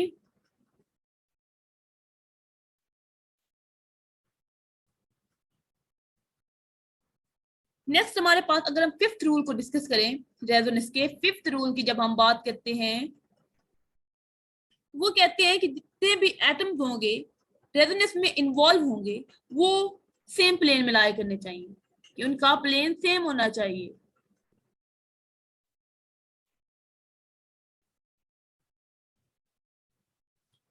ठीक है जी, ये रेजोनेंस के हमारे पास 5 रूल्स हो गए। फर्स्ट रूल में हमने बताया कि जो रेजोनेटिंग स्ट्रक्चर्स होंगे वो एक्चुअल स्ट्रक्चर्स नहीं होंगे। ठीक है। सेकंड रूल हमने डिस्कस किया कि जितने भी रेजोनेटिंग स्ट्रक्चर्स हैं वो बोनाफाइड लेवल स्ट्रक्चर्स होने चाहिए। ठीक है, उसमें हमने डिस्कस किया था कि हाइड्रोजन के पास एक जो है वो बॉन्ड बना सकता है, हेलोजन 2 बॉन्ड बना सकते हैं ज्यादा से ज्यादा, ऑक्सीजन ज्यादा से ज्यादा 3 बॉन्ड बना सकते हैं, कार्बन मैक्सिमम 4 एंड नाइट्रोजन भी मैक्सिमम 4 बॉन्ड बना सकते हैं। ठीक है। थर्ड रूल में हमने डिस्कस किया कि जितने भी रेजोनेटिंग स्ट्रक्चर्स हैं उनमें हम सिर्फ इलेक्ट्रॉन्स को मूव करवाते हैं, जितने भी रेजोनेटिंग स्ट्रक्चर बनवाए हम एटम या पूरे मॉलिक्यूल को मूव नहीं करवा सकते। फोर्थ रूल हमने देखा कि फोर्थ रूल में हमने कहा कि कैनोनिकल फॉर्म जितने भी होंगे उनके पास जो नंबर ऑफ अनपेयर्ड इलेक्ट्रॉन्स हैं वो सेम होने चाहिए। और फिफ्थ रूल में हमने प्लेन को डिस्कस किया कि जितने भी कैनोनिकल स्ट्रक्चर्स हमारे पास होंगे या रेजोनेटिंग स्ट्रक्चर वो सेम प्लेन में लाई करने चाहिए। एक और बात स्टूडेंट्स याद रखिएगा, आप लोगों ने इनको जो है वो रूल्स आपके पेपर में नहीं आएंगे, आपने रूल्स को अंडरस्टैंड करना है। आपके पेपर में स्ट्रक्चर्स आएंगे, आपने उनके रेजोनेटिंग स्ट्रक्चर्स बनाने होंगे। आपको कोई जो है वो मॉलिक्यूल दिया जाएगा, तो कोई भी स्ट्रक्चर दे दिया जाएगा तो आपने उनके बाकी रेजोनेटिव स्ट्रक्चर्स आप लोगों ने खुद बनाने होंगे। ठीक है। हम जो रूल्स है उन स्ट्रक्चर्स की अंडरस्टैंडिंग के लिए पढ़ रहे हैं कि किस तरह से हमें जो है वो बनाने हैं रेजोनेटिव स्ट्रक्चर और किस तरह से नहीं बनाने। ठीक है। अब हम बढ़ते हैं सिक्स्थ रूल की तरफ। जो हमारा सिक्स्थ रूल है वो कहता है जो एक्चुअल स्ट्रक्चर है वो हमेशा मोर स्टेबल होता है कैनोनिकल फॉर्म से। सिक्स्थ रूल में हमने देखा कि सिक्स्थ रूल हमें कह रहा है कि जो आपके पास एक्चुअल स्ट्रक्चर है वो मोर स्टेबल है देन आपके पास जो रेजोनेटिंग स्ट्रक्चर्स हैं उनसे। रेजोनेटिंग स्ट्रक्चर से आपके पास जो एक्चुअल स्ट्रक्चर है वो मोर स्टेबल है, रेजोनेटिंग स्ट्रक्चर लेस स्टेबल है। जो आपके पास एक्चुअल स्ट्रक्चर या हाइब्रिड स्ट्रक्चर होता है वो जितने भी आपके पास कैनोनिकल या रेजोनेटिंग स्ट्रक्चर होते हैं उनको रिप्रेजेंट कर रहा होता है। ठीक है। जैसे बेंजीन को आप लोगों ने देखा हुआ है, मोस्ट फेमस एग्जांपल है बेंजीन की कि लेट्स सपोज एक आपके पास ये स्ट्रक्चर है। ठीक है। दूसरा इसका रेजोनेटिंग स्ट्रक्चर जो है वो कुछ इस तरह का बन सकता है।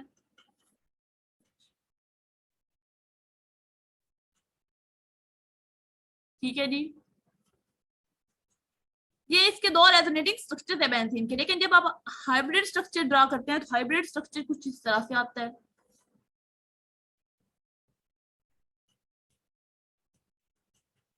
ये आपके पास हाइब्रिड स्ट्रक्चर है बेंजीन का।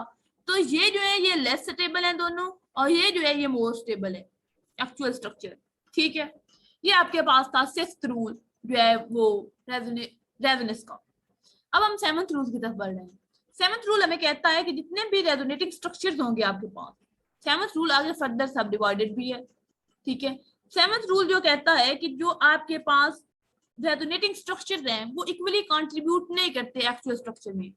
रेजोनेटिंग स्ट्रक्चर्स इक्वली कंट्रीब्यूट नहीं करते एक्चुअल स्ट्रक्चर में। ठीक है, इसलिए जो पहला पॉइंट है ये बहुत ज्यादा इंपॉर्टेंट है, इसमें से आपके पास रीजनिंग क्वेश्चन भी आएंगे। ठीक है, पहला पॉइंट इसका कहता है कि जो स्ट्रक्चर्स होंगे जिनके पास कोवलेंट बॉन्ड होंगे, ठीक है, जिनके पास ज्यादा कोवलेंट बॉन्ड होंगे वो ज्यादा स्टेबल होंगे, जिनके पास कम कोवलेंट बॉन्ड होंगे वो लेस स्टेबल होंगे। ठीक है जी, more covalent bond more stable and less covalent bond less stable. ठीक है, जिसका पॉइंट बी है या सेकंड पॉइंट है वो कहता है कि आपके पास जो स्ट्रक्चर्स होंगे विदाउट चार्ज, जो आपके पास स्ट्रक्चर्स विदाउट चार्ज होंगे वो मोर स्टेबल होंगे। ठीक है, विदाउट चार्ज होंगे तो वो मोर स्टेबल होंगे, विद चार्ज होंगे तो वो लेस स्टेबल होंगे। विदाउट चार्ज है तो क्या होंगे, मोर स्टेबल होंगे। अगर उनके ऊपर चार्ज होगा तो वो लेस स्टेबल होंगे, उनकी स्टेबिलिटी कम हो जाएगी ड्यू टू चार्ज। एग्जांपल इसमें अगर हम देखें तो वो आ सकती है, लेट्स सपोज हमारे पास एक एग्जांपल हम देख रहे हैं कि किस तरह जो है वो स्टेबिलिटी इफेक्ट करती है। ठीक है, इसका अब हमने रेजोनेटिंग स्ट्रक्चर ड्रा करना है। हमें पता है कि ये जो क्लोरीन है इसके पास लोन पेयर है। ठीक है, अगर ये जो क्लोरीन है ये अपने ये इलेक्ट्रॉन इधर डोनेट करे तो ये जो आपके पास है इस इलेक्ट्रॉन पेयर को इधर जाना पड़ेगा, तो आपके पास जो रेजोनेटिंग स्ट्रक्चर बनेगा वो कुछ इस तरह का बन जाएगा।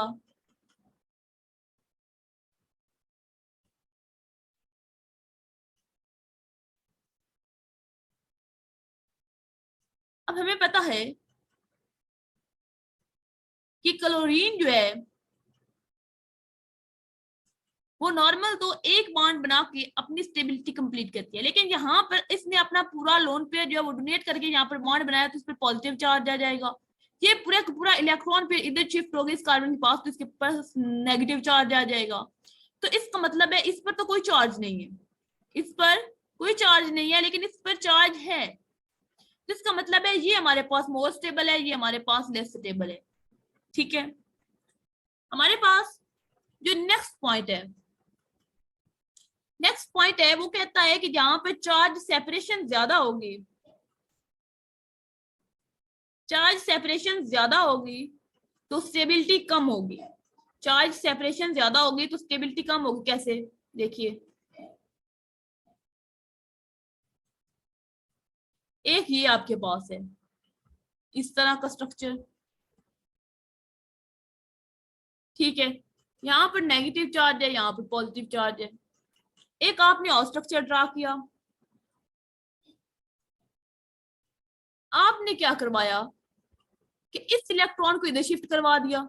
जब ये इलेक्ट्रॉन इधर शिफ्ट किया इलेक्ट्रॉन का पूरा पेयर, तो क्या हुआ, इसके ऊपर पॉजिटिव चार्ज खत्म हो गया, वो पॉजिटिव चार्ज इसके पास आ गया क्योंकि इसने अपना भी इलेक्ट्रॉन जो है वो इधर डोनेट कर दिया है।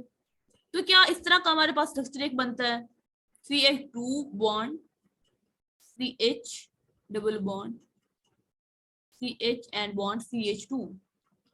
यहाँ पर हमारे पास ऑलरेडी नेगेटिव चार्ज है, यहाँ पर हमारे पास पॉजिटिव चार्ज हो गया। अब यहाँ पर देखें कि यहाँ पर चार्ज सेपरेशन कम है, यहाँ पर दोनों चार्ज एक दूसरे के क्लोज हैं तो ये मोर स्टेबल होगा। यहाँ पर चार्ज एक दूसरे से बहुत ज्यादा दूर है, देखिए एक नेगेटिव चार्ज यहाँ है, पॉजिटिव चार्ज यहाँ है, दरम्यान में इतना गैप है, तो ये हमारे पास लेस स्टेबल होगा और ये हमारे पास मोर स्टेबल होगा क्योंकि यहाँ पर चार्ज सेपरेशन कम है, यहाँ पर चार्ज सेपरेशन ज्यादा है। ये हमारे पास जो है वो थर्ड पॉइंट है रूल नंबर 7 का।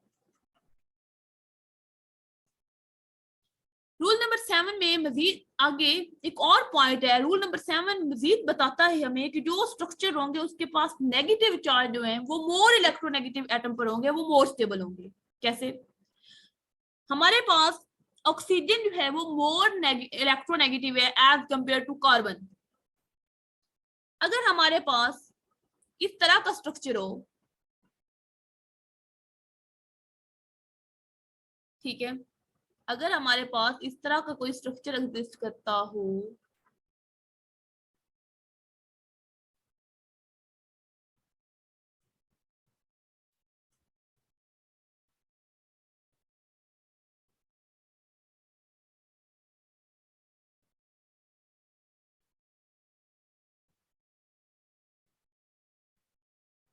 ठीक है, यहाँ पर O है,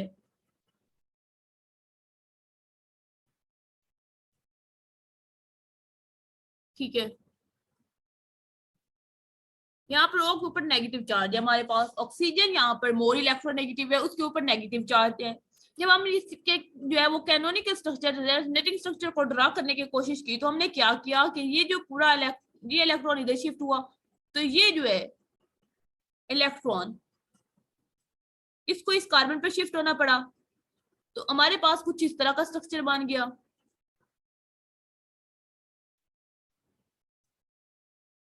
अब यहाँ पर डबल बॉन्ड बन गया है, वो जो इलेक्ट्रॉन पेयर था वो पूरा यहाँ शिफ्ट हो गया इलेक्ट्रॉन, तो यहाँ पर नेगेटिव चार्ज आ गया। अब यहाँ पर कार्बन पर नेगेटिव चार्ज है, यहाँ पर कार्बन पर नेगेटिव चार्ज है, यहाँ पर ऑक्सीजन पर नेगेटिव चार्ज है, तो मोर स्टेबल वो होगा जो मोर इलेक्ट्रोनेगेटिव पर नेगेटिव चार्ज होगा। Oxygen is more electronegative than carbon, तो ये हमारे पास मोर स्टेबल होगा, ये हमारे पास लेस स्टेबल होगा। ये थे हमारे पास रेजोनेंस के रूल्स कुछ। इन रेजोनेंस के रूल्स को मद्देनजर रखते हुए आप लोगों ने रेजोनेटिंग स्ट्रक्चर ड्रा करने हैं। रेजोनेटिंग स्ट्रक्चर आप लोगों ने ड्रा करने हैं, जिन आपके पास मॉलिक्यूल्स के, वो मैं आपको ग्रुप में शेयर कर दूंगी। आपने उनके रेजोनेटिंग स्ट्रक्चर ड्रा करके जो है वो एवेलुएट करवा लेने हैं। अगर कोई आपकी मिस्टेक होगी जहां पर, तो वो मैं आपको बता दूंगी, ठीक है। नेक्स्ट हम देखें तो हमारे पास रेजोनेंस इफेक्ट आता है। नेक्स्ट हमारे पास रेजोनेंस इफेक्ट आता है।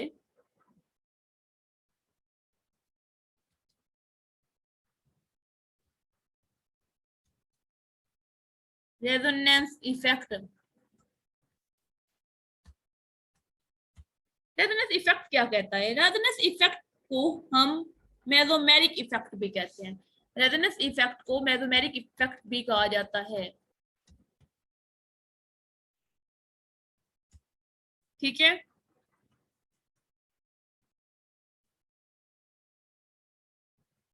इसमें हमारे पास क्या होता है कि जो आपके पास पार्शियली प्रोड्यूस मॉलिक्यूल होते हैं as a result of interaction between two pi bonds or a pi bond and a lone pair of elements,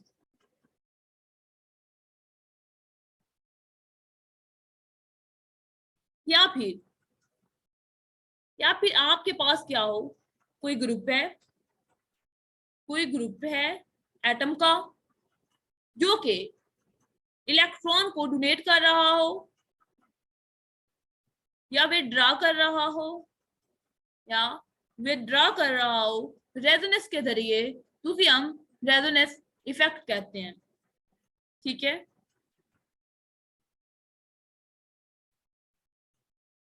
हम रेजोनेंस इफेक्ट कहते हैं, डोनेट और विथड्रॉ इलेक्ट्रॉन थ्रू रेजोनेंस, ठीक है। इलेक्ट्रॉन को डोनेट या विथड्रॉ करना थ्रू रेजोनेंस, इसको हम रेजोनेंस इफेक्ट कहते हैं।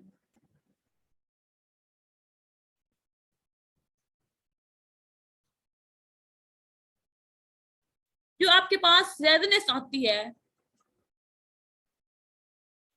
कार्बन और कार्बन के दरमियान, ये मेसोमेरिक इफेक्ट शो नहीं करती।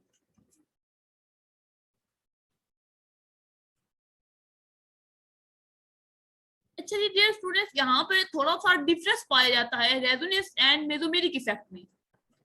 रेजोनेंस इफेक्ट जो होता है आपके पास, वो पोलैरिटी ऑफ मॉलिक्यूल को डिस्क्राइब करता है, जो इंड्यूस होती है interaction between loan electron pair and bond electron pair को, ठीक है। लेकिन जो मेरिक इफेक्ट होता है वो सब्स्टिट्यूएंट्स या फंक्शनल ग्रुप जो होते हैं किसी केमिकल कंपाउंड में, सब्स्टिट्यूएंट्स या फंक्शनल ग्रुप उनके डिस्क्राइब कर रहा होता है। इसका मतलब है जो हमारे पास रेजोनेंस इफेक्ट होता है वो किसकी वजह से होता है, interaction between the lone pair and bond pair electron. वो किसी में भी हो सकते हैं, इंटरेक्शन लोन पेयर और बॉन्ड पेयर की मॉलिक्यूल्स के दरमियान जो उसे हम रेजोनेंस इफेक्ट कहेंगे। जो हमारे पास मिगोमेरिक इफेक्ट होगा वो होगा due to presence of substituent group या फंक्शनल ग्रुप की वजह से। ठीक है, डिफरेंस की आपको समझ आ गई? ठीक है, रेजोनेंस इफेक्ट और मिगोमेरिक इफेक्ट में माइनर सा डिफरेंस है। ठीक है जी, वो मैंने आपको बता दिया है। अब हमने देखना है कि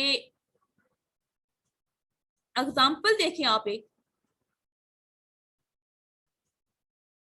ये हमारे पास अमोनिया है NH3,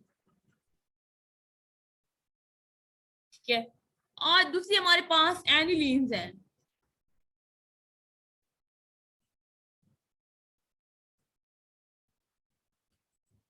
ठीक है, एनिलीन्स को हम एलिफेटिक अमाइंस भी कहते हैं।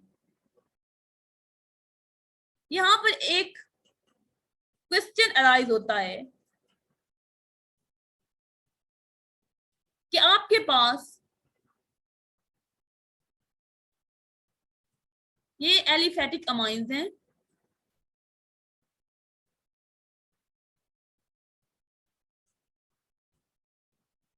ये आपके पास एलिफेटिक अमाइंस हैं। ठीक है, ये आपके पास एनिलीन है।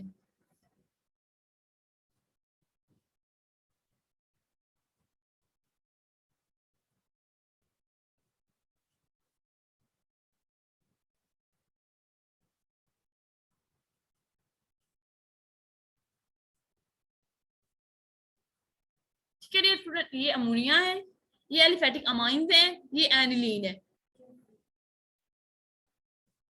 ठीक है, अब यहाँ पर क्वेश्चन ये है कि जो आपके पास अमोनिया है और एलिफेटिक अमाइंस हैं, ये दोनों आपके पास स्ट्रॉन्गर बेसिस हैं, ये दोनों आपके पास स्ट्रॉन्गर बेसिस हैं, और ये आपके पास जो एनिलीन है ये इनसे वीक बेस है। ऐसा क्यों है? जो हमारे पास अमोनिया है इसका हम कोई और रेजोनेटिंग स्ट्रक्चर ड्रा नहीं कर सकते। जो हमारे पास एलिफेटिक अमाइंस हैं हम इनका भी कोई और रेजोनेटिंग स्ट्रक्चर ड्रा नहीं कर सकते, इनके सिर्फ एक ही स्ट्रक्चर हैं। ठीक है, लेकिन हमारे पास जो एनिलीन है इसको हम फर्दर रेजोनेटिंग स्ट्रक्चर ड्रा कर सकते हैं। जब हम इसके फर्दर रेजोनेटिंग स्ट्रक्चर्स ड्रा करते हैं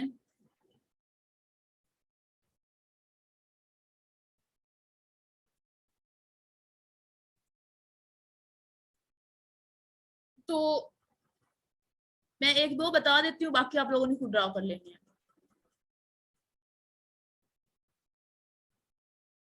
लेट्स सपोज देखिए आपके पास यहाँ पर जो नाइट्रोजन है इसके पास लोन पेयर है, ये यहाँ पर डोनेट करेगा। जब ये डोनेट करेगा तो ये जो इलेक्ट्रॉन पेयर ये इस कार्बन की तरफ शिफ्ट हो जाएंगे। जब ये इस कार्बन पे शिफ्ट होंगे तो हमारे पास यहाँ पर डबल बॉन्ड आ जाएगा। डबल बॉन्ड आया तो नाइट्रोजन पे पॉजिटिव चार्ज भी साथ आ जाएगा। यहाँ पर नेगेटिव चार्ज आ गया इस कार्बन पर। जब इस कार्बन पर नेगेटिव चार्ज आया तो कार्बन जो है वो नेगेटिव चार्ज नहीं ज्यादातर रख सकता, उसने क्या किया, उसने ये इधर डोनेट कर दिए। जब इधर आए तो इन इलेक्ट्रॉन्स को इधर शिफ्ट होना पड़ा। इस तरह से फर्दर जब ये इधर आएगा तो फिर इसको इधर शिफ्ट होना पड़ेगा इधर, और देन ये नाइट्रोजन के पास चले जाएंगे। इस तरह से हमारे पास एनिलीन जो है वो रेजोनेंस इफेक्ट या रेजोनेंस जो है वो फिनोमेना शो करती है। जब हमारे पास एनिलीन रेजोनेंस शो करती है तो इसके नतीजे में एनिलीन हमारे पास वीक बेस बन जाती है। एनिलीन वीक बेस बन जाती है क्यों? क्योंकि एनिलीन रेजोनेंस शो करती है। जब एनिलीन रेजोनेंस शो करती है तो उसके जो लोन पेयर्स होते हैं वो रेजोनेट करते रहते हैं। ये जो ये जो ड्रोन पेयर्स हैं इस नाइट्रोजन के, ये इसमें जो है वो रेजोनेट कर रहे हैं। ये नाइट्रोजन के पास अब नहीं है, ये इस स्ट्रक्चर पूरे के अंदर रेजोनेट कर रहे हैं। ठीक है, ये पूरे स्ट्रक्चर में रेजोनेट कर रहे हैं, इधर भी और इधर भी। अब यहाँ पर इधर इधर ये सारे जो है वो रेजोनेट कर रहे हैं। वो अब अमोनिया के पास, यहाँ पे अब अमोनिया के पास तो पॉजिटिव चार्ज आ गया, वो तो स्ट्रक्चर पूरे में जो है वो रेजोनेट कर रहे हैं। तो इस वजह से लोन पेयर इजीली अवेलेबल नहीं होंगे। जब लोन पेयर इजीली अवेलेबल नहीं होंगे तो इसके नतीजे में एनिलीन हमारे पास जो है वो वीकर बेस हो जाएगी then aliphatic amines and ammonia. ये आपका एक क्वेश्चन जो है वो आ सकता है पेपर में कि why ammonia and aliphatic amines are stronger bases than aniline. उसमें ये सारी आप लोगों ने देनी है डिस्क्रिप्शन। ठीक है, जब हम बात करते हैं ना इलेक्ट्रॉन डोनेटिंग या इलेक्ट्रॉन विड्रॉइंग की, तो उसके नतीजे में हमारे पास दो टाइप्स बन जाती हैं on the basis of resonance effect और मेसोमेरिक इफेक्ट।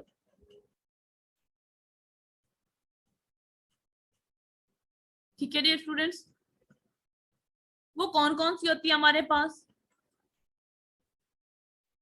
वो हमारे पास होती हैं इलेक्ट्रॉन डोनेटिंग और इलेक्ट्रॉन विड्रॉइंग। जो इलेक्ट्रॉन को डोनेट करते हैं उन्हें हम इलेक्ट्रॉन डोनेटिंग की कैटेगरी में डाल देते हैं, और जो हमारे पास इलेक्ट्रॉन को विड्रॉ करते हैं उन्हें हम इलेक्ट्रॉन विड्रॉइंग की कैटेगरी में डाल देते हैं। ठीक है, जो इलेक्ट्रॉन डोनेटिंग होंगे उन्हें हम प्लस एम कहेंगे, जो इलेक्ट्रॉन डोनेटिंग होंगे उन्हें हम प्लस एम कहेंगे। वो प्लस एम इफेक्ट जो है वो शो करेंगे। ठीक है, और जो हमारे पास इलेक्ट्रॉन विड्रॉइंग होंगे उन्हें हम माइनस एम कहेंगे।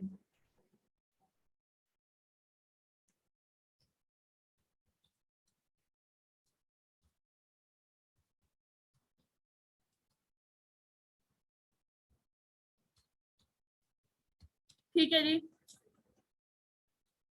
जो इलेक्ट्रॉन डोनेटिंग होते हैं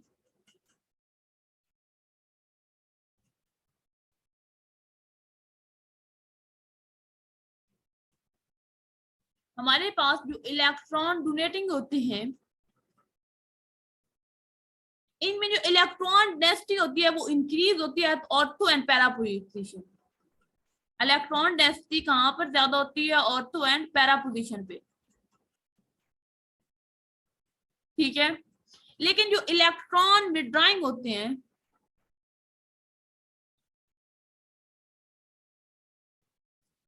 उनमें इलेक्ट्रॉन डेंसिटी जो होती है वो डिक्रीज करती है at ortho and para position. मतलब ऑर्थो एंड पैरा पोजीशन पे यहाँ पर इलेक्ट्रॉन डेंसिटी बहुत कम होती है। ठीक है, अब हमारे पास इलेक्ट्रॉन डोनेटिंग कौन से हैं और इलेक्ट्रॉन विड्रॉइंग कौन से हैं? आप लोगों ने ये जो पॉइंट है ये याद रखना है कि ऑर्थो और पैरा पर इलेक्ट्रॉन डोनेटिंग इंक्रीज करती है इलेक्ट्रॉन डेंसिटी को। जो इलेक्ट्रॉन विड्रॉइंग होते हैं ऑर्थो पैरा पे जो है वो इलेक्ट्रॉन डेंसिटी को कम करते हैं। जब आपकी रीजनिंग क्वेश्चन आएंगे तो वहां पर आपके इनमें से इस रीजन की जरूरत आपको पड़ेगी।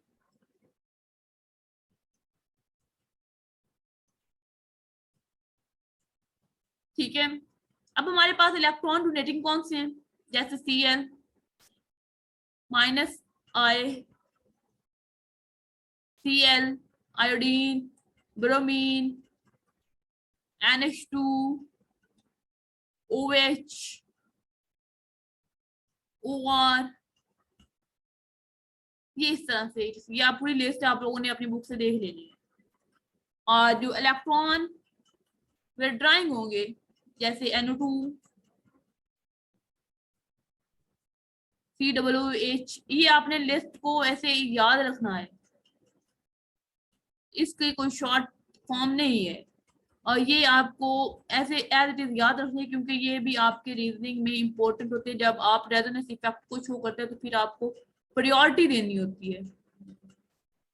ठीक है, इसी तरह से ये भी आगे जैसे चल रहा है। ठीक है, अब हम एक और एग्जांपल डिस्कस करते हैं विनाइल क्लोराइड की और इथाइल क्लोराइड की। जो हमारे पास मेसोमेरिक इफेक्ट या रेजोनेंस इफेक्ट होता है ये डाइपोल मूवमेंट को भी इफेक्ट करता है।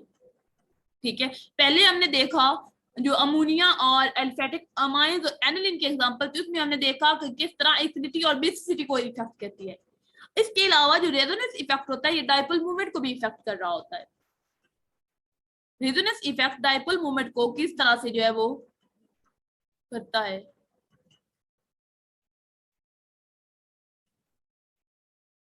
अब हम वो देखने लगे। इसमें हमने एग्जांपल देखनी है विनाइल क्लोराइड की और इथाइल क्लोराइड की।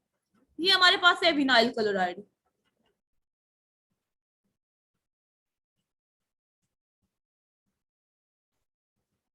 ठीक है, ये हमारे पास है विनाइल क्लोराइड। अब ये जो विनाइल क्लोराइड होता है ना,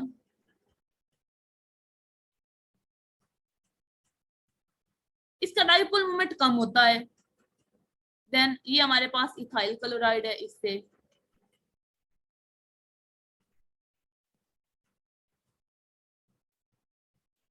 अच्छा जी, वो कहते हैं ये जो इथाइल क्लोराइड है इसका डाइपोल मोमेंट ज्यादा क्यों है और जो आपके पास विनाइल क्लोराइड है इसका डाइपोल मोमेंट कम क्यों है।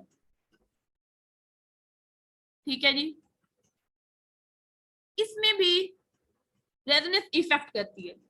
रेजोनेंस कैसे इफेक्ट करती है कि आपके पास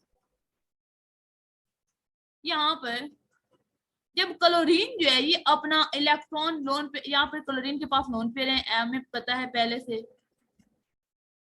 ठीक है, इधर भी है, लेकिन इधर तो रेजोनेंस क्यों नहीं कर सकती क्लोरीन, क्योंकि आगे जो है वो कॉन्जुगेशन चाहिए रेजोनेंस के लिए, वो आगे नहीं है। कॉन्जुगेशन नहीं है तो रेजोनेंस नहीं हो सकती, मतलब है यहाँ पर तो रेजोनेंस एग्जिस्ट ही नहीं कर सकती। इसमें रेजोनेंस जो है वो इसी में शो करेगी विनाइल क्लोराइड। यहाँ पर जब उसने अपने इलेक्ट्रॉन शिफ्ट किया तो इसको मजबूरन इधर शिफ्ट होना पड़ा इस कार्बन की तरफ, तो हमारे पास कुछ इस तरह का स्ट्रक्चर बन गया।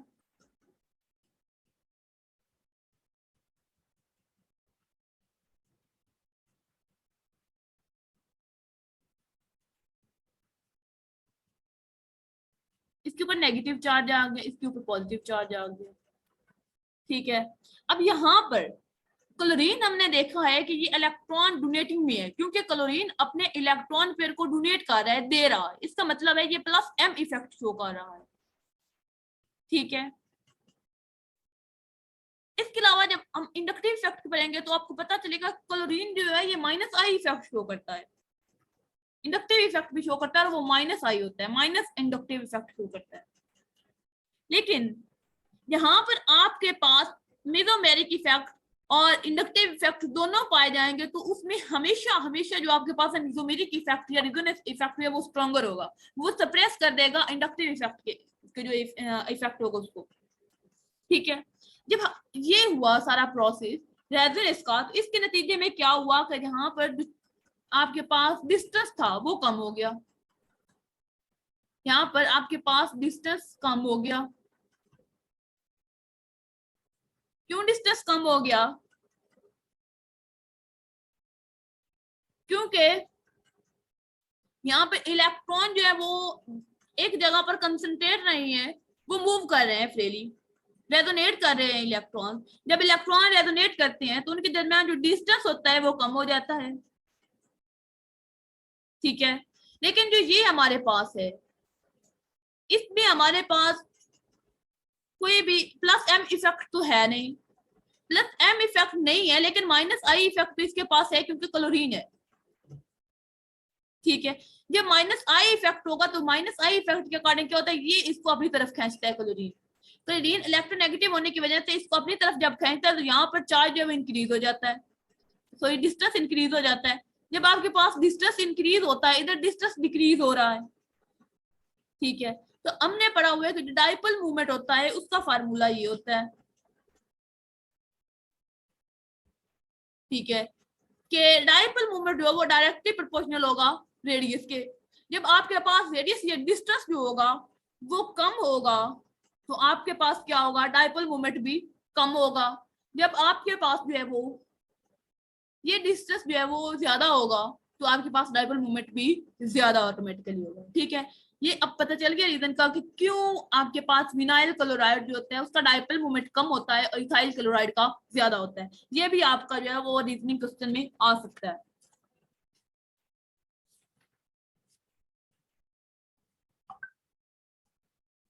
अच्छा जी, एक और जो है आप लोगों ने खुद करना है क्वेश्चन, वो मैं आपको बता देती हूँ।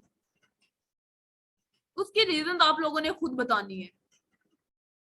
अब ये दो की मैंने आपको बता दी है, बेसिसिटी की और डाइपोल मूवमेंट की। एक मैं आपको बता रही हूँ, असाइनमेंट के तौर पे दे रही हूँ, उसका आप लोगों ने ये वो खुद।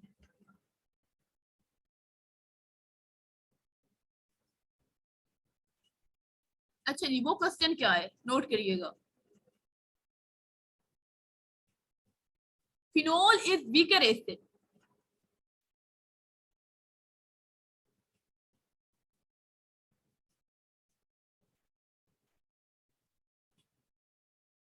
नहीं, या फिर आप ये लिखें कि phenol is more acidic then alcohol. Why? Phenol is more acidic then alcohol. Why? ठीक है जी, ये आप लोगों का क्वेश्चन है। इसकी आप लोगों ने रीजनिंग खुद देख कर बतानी है मुझे, मतलब इसको भी आपने असाइनमेंट में शामिल करना है स्ट्रक्चर के साथ। रेजोनेट के स्ट्रक्चर में आपको सेंड करेंगे, उसके साथ ये भी आप लोगों के असाइनमेंट में जाएगा। ठीक है। डाइपोल मोमेंट का एक क्वेश्चन में आपको करवाया, एक और क्वेश्चन है डाइपोल मोमेंट का, नोट कर लें वो भी।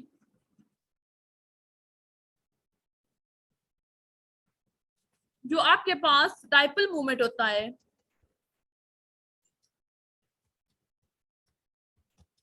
ऑफ नाइट्रोमीथेन,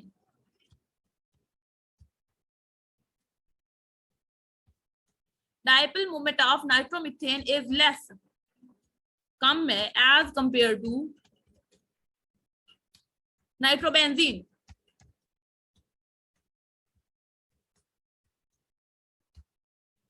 ठीक है जी, इसकी भी आपने रीजन देनी है। वो है जो डाइपोल मोमेंट है नाइट्रोमीथेन का वो कम है एज कंपेयर टू नाइट्रोबेंजीन। अच्छा, ये नाइट्रोमीथेन का जो डाइपोल मोमेंट होता है ये 3.50 होता है। लिख देती हूँ साथ ये भी आप लोगों को।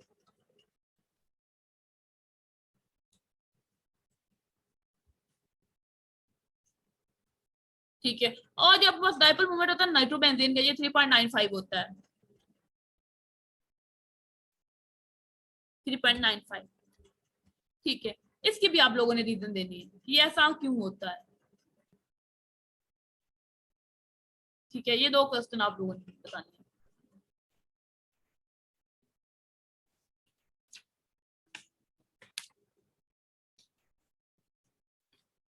ये आपके पास सारे 6 मेसोमेरिक इफेक्ट या रेजोनेंस इफेक्ट। ठीक है, नेक्स्ट हम देखते हैं एक और इफेक्ट हमारे पास पाया जाता है जिसे हम इंडक्टिव इफेक्ट कहते हैं। ठीक है जी, इंडक्टिव इफेक्ट भी और मेसोमेरिक इफेक्ट भी ये दोनों बहुत ज्यादा इंपॉर्टेंट है। अगर आपको इन दोनों की समझ आ गई तो आपको जितने भी रीजनिंग क्वेश्चन होंगे वो अटेम्प्ट करने आसान होंगे। ज्यादातर रीजनिंग क्वेश्चन इन्हीं दोनों में से आते हैं। ठीक है, नेक्स्ट हमारा है जी इंडक्टिव इफेक्ट।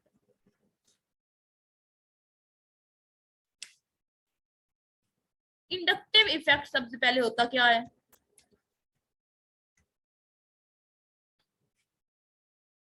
इसकी डेफिनेशन होती है कि जो आपके पास चार्ज होता है, इलेक्ट्रॉन डेंसिटी,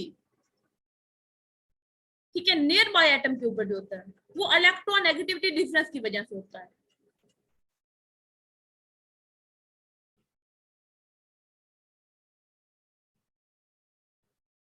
इलेक्ट्रोनेगेटिविटी वजह से चार्ज आता है, लेकिन वो पार्शियल चार्ज होता है, वो कंप्लीट चार्ज नहीं होता।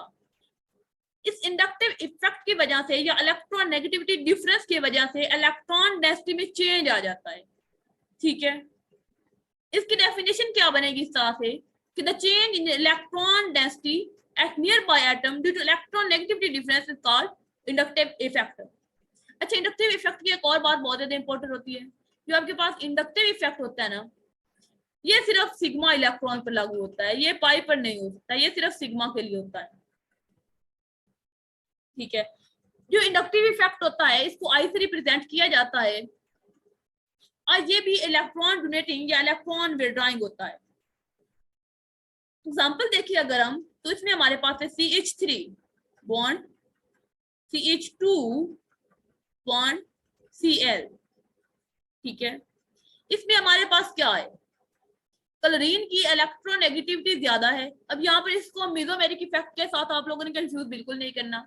मेसोमेरिक इफेक्ट और है, इंडक्टिव इफेक्ट और है।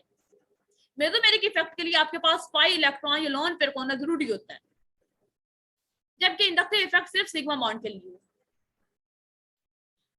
जो आपके पास क्लोरीन है ये मोर इलेक्ट्रोनेगेटिव है, इसके ऊपर पार्शियल नेगेटिव चार्ज आएगा। कार्बन जो है less electronegative partial positive charge आ जाएगा।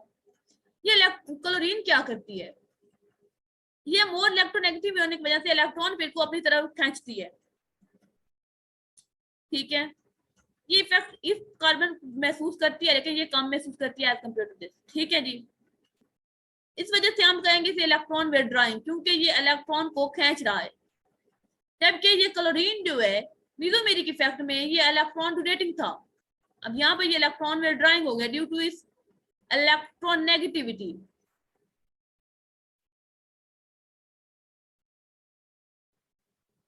ठीक है, एक और एग्जांपल अगर हम देखें कि जिसमें हमारे पास है CH3 bond CH2 bond O negative. अब क्या है, ये ऑलरेडी बहुत ज्यादा इसके पास नेगेटिव चार्ज है ऑक्सीजन पे।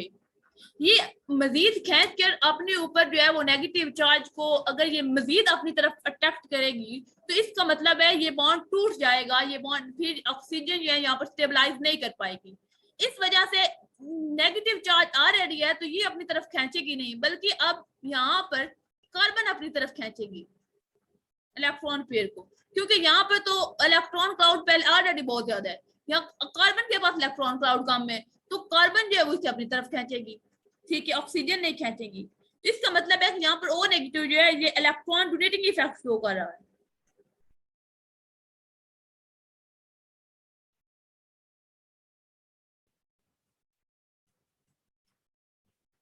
ठीक है, और इसे आप माइनस आई इफेक्ट बोलेंगे, तो इसे आप जो है वो प्लस आई इफेक्ट बोलेंगे।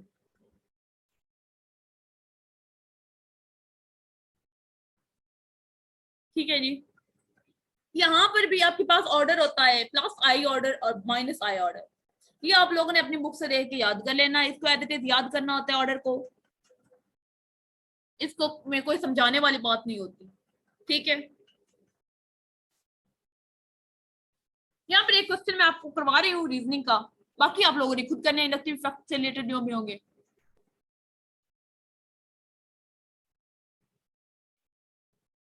ठीक है, क्वेश्चन आपके पास क्या है कि why acetic acid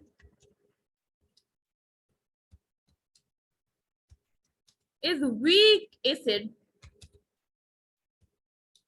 as compared to chloroacetic acid।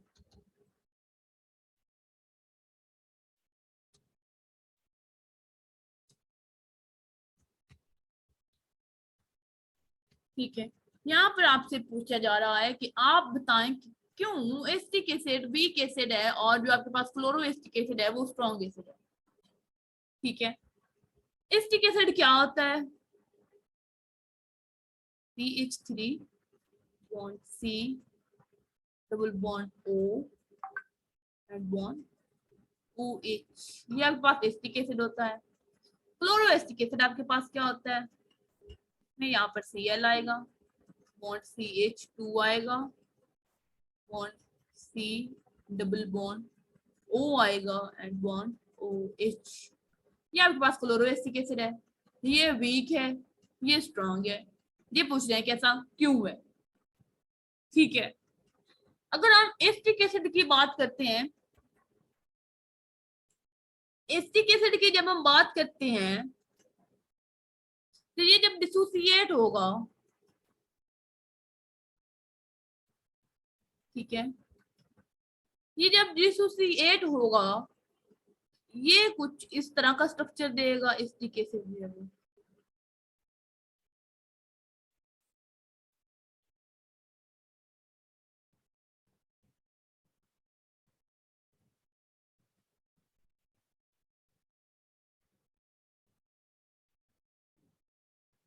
तो यहाँ पर नेगेटिव नहीं है, यहाँ पे कोई चार्ज नहीं है।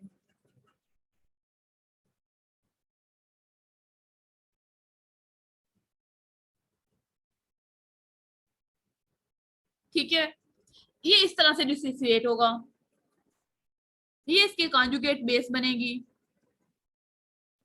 इसकी कॉन्जुगेट बेस जो है ये आपके पास प्लस आई इफेक्ट होता है, ये CH3 प्लस आई इफेक्ट देता है। प्लस आई इफेक्ट का क्या मतलब है कि ये डोनेट कर रहा है,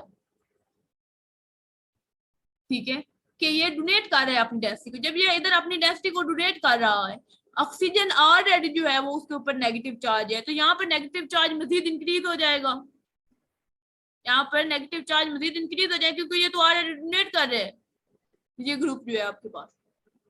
जब ये करेगा ऐसा तो कॉन्जुगेट बेस जो है बहुत ज्यादा स्ट्रांग हो जाएगी। जब कॉन्जुगेट बेस स्ट्रांग होती है तो अल्टीमेट जो उसका एसिड होता है वो वीक हो जाता है।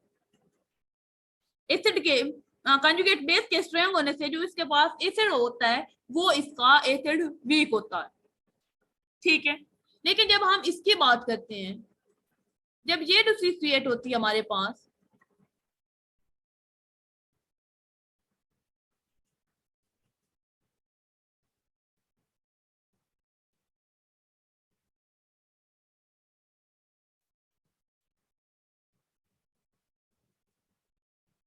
ठीक है, यहाँ पर अब जो आपके पास क्लोरीन है ये डोनेट नहीं करेगी, ये विड्रॉ करेगी, ये अपनी तरफ खींचेगी। जब ये अपनी तरफ खींचेगी तो यहाँ पर जो है ये चार्ज जो है ये भी उधर खींचेगा, ये कार्बन भी, तो ये जो है यहाँ पर जो कम हो जाएगी नेगेटिव चार्ज यहाँ पर कम हो जाएगा, ठीक है, डिक्रीज हो जाएगा। जब यहाँ पर नेगेटिव चार्ज डिक्रीज होगा तो इसका मतलब है ये जो कॉन्जुगेट बेस बनी है ये वीक हो जाएगी। ठीक है, जब कॉन्जुगेट बेस वीक होगी तो उसका जो अल्टीमेट एसिड होगा वो स्ट्रॉन्ग होगा। ठीक है, आपके पास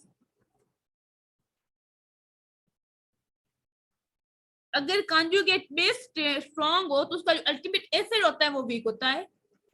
अगर कॉन्जुगेट बेस वीक हो तो आपके पास जो एसिड होता है वो स्ट्रॉन्ग होता है।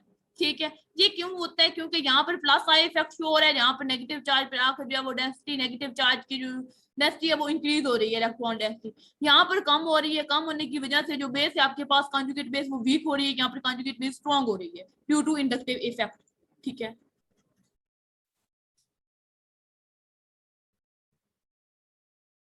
ठीक है ये स्टूडेंट्स, यहाँ इस तरह से आपके इंडक्टिव इफेक्ट को आपने लागू करना होता है कि इंडक्टिव डोनेट जब करता है तो उसका क्या इफेक्ट होता है और जब वो विड्रॉ करता है तो उसका क्या इफेक्ट होता है, इसका आपने जो है वो मजीद बेसिसिटी पर देख लेना है। ठीक है, और अमाइंस पर भी इसको लागू करके देख लीजिएगा, या फिर इसके क्वेश्चन आप लोग देख लीजिएगा कि मजीद किस तरह से अगर कोई प्रॉब्लम हो इसमें से वो आप लोग पूछ सकते हैं। ठीक है, आज के लिए इतना काफी है और नेक्स्ट लेक्चर में हम इंशाल्लाह इस चैप्टर को कंप्लीट कर देंगे क्योंकि हमारे बहुत थोड़े से जो है वो कंसेप्ट रहते हैं इसके इफेक्ट्स, जिसमें हमारे पास स्टीरिक इफेक्ट रहता है, हाइपर कॉन्जुगेशन रहती है, हाइड्रोजन बॉन्डिंग रहती है, टॉटोमेरिज्म रहती है। ये चार जो है हमारे रहते हैं, तो हम इंशाल्लाह नेक्स्ट लेक्चर में इसे कंप्लीट करके जो है वो, और आपके जो संडे को टेस्ट होगा उसमें ये चैप्टर इंशाल्लाह इंक्लूड होगा। ठीक है, अपनी प्रिपरेशन अच्छे रखिए, आप सब लोग जो है वो पार्टिसिपेट करें टेस्ट में। आप जब टेस्ट देते हैं तो आपकी वीकनेस का पता चलता है। ठीक है dear students, best of luck, अल्लाह हाफिज।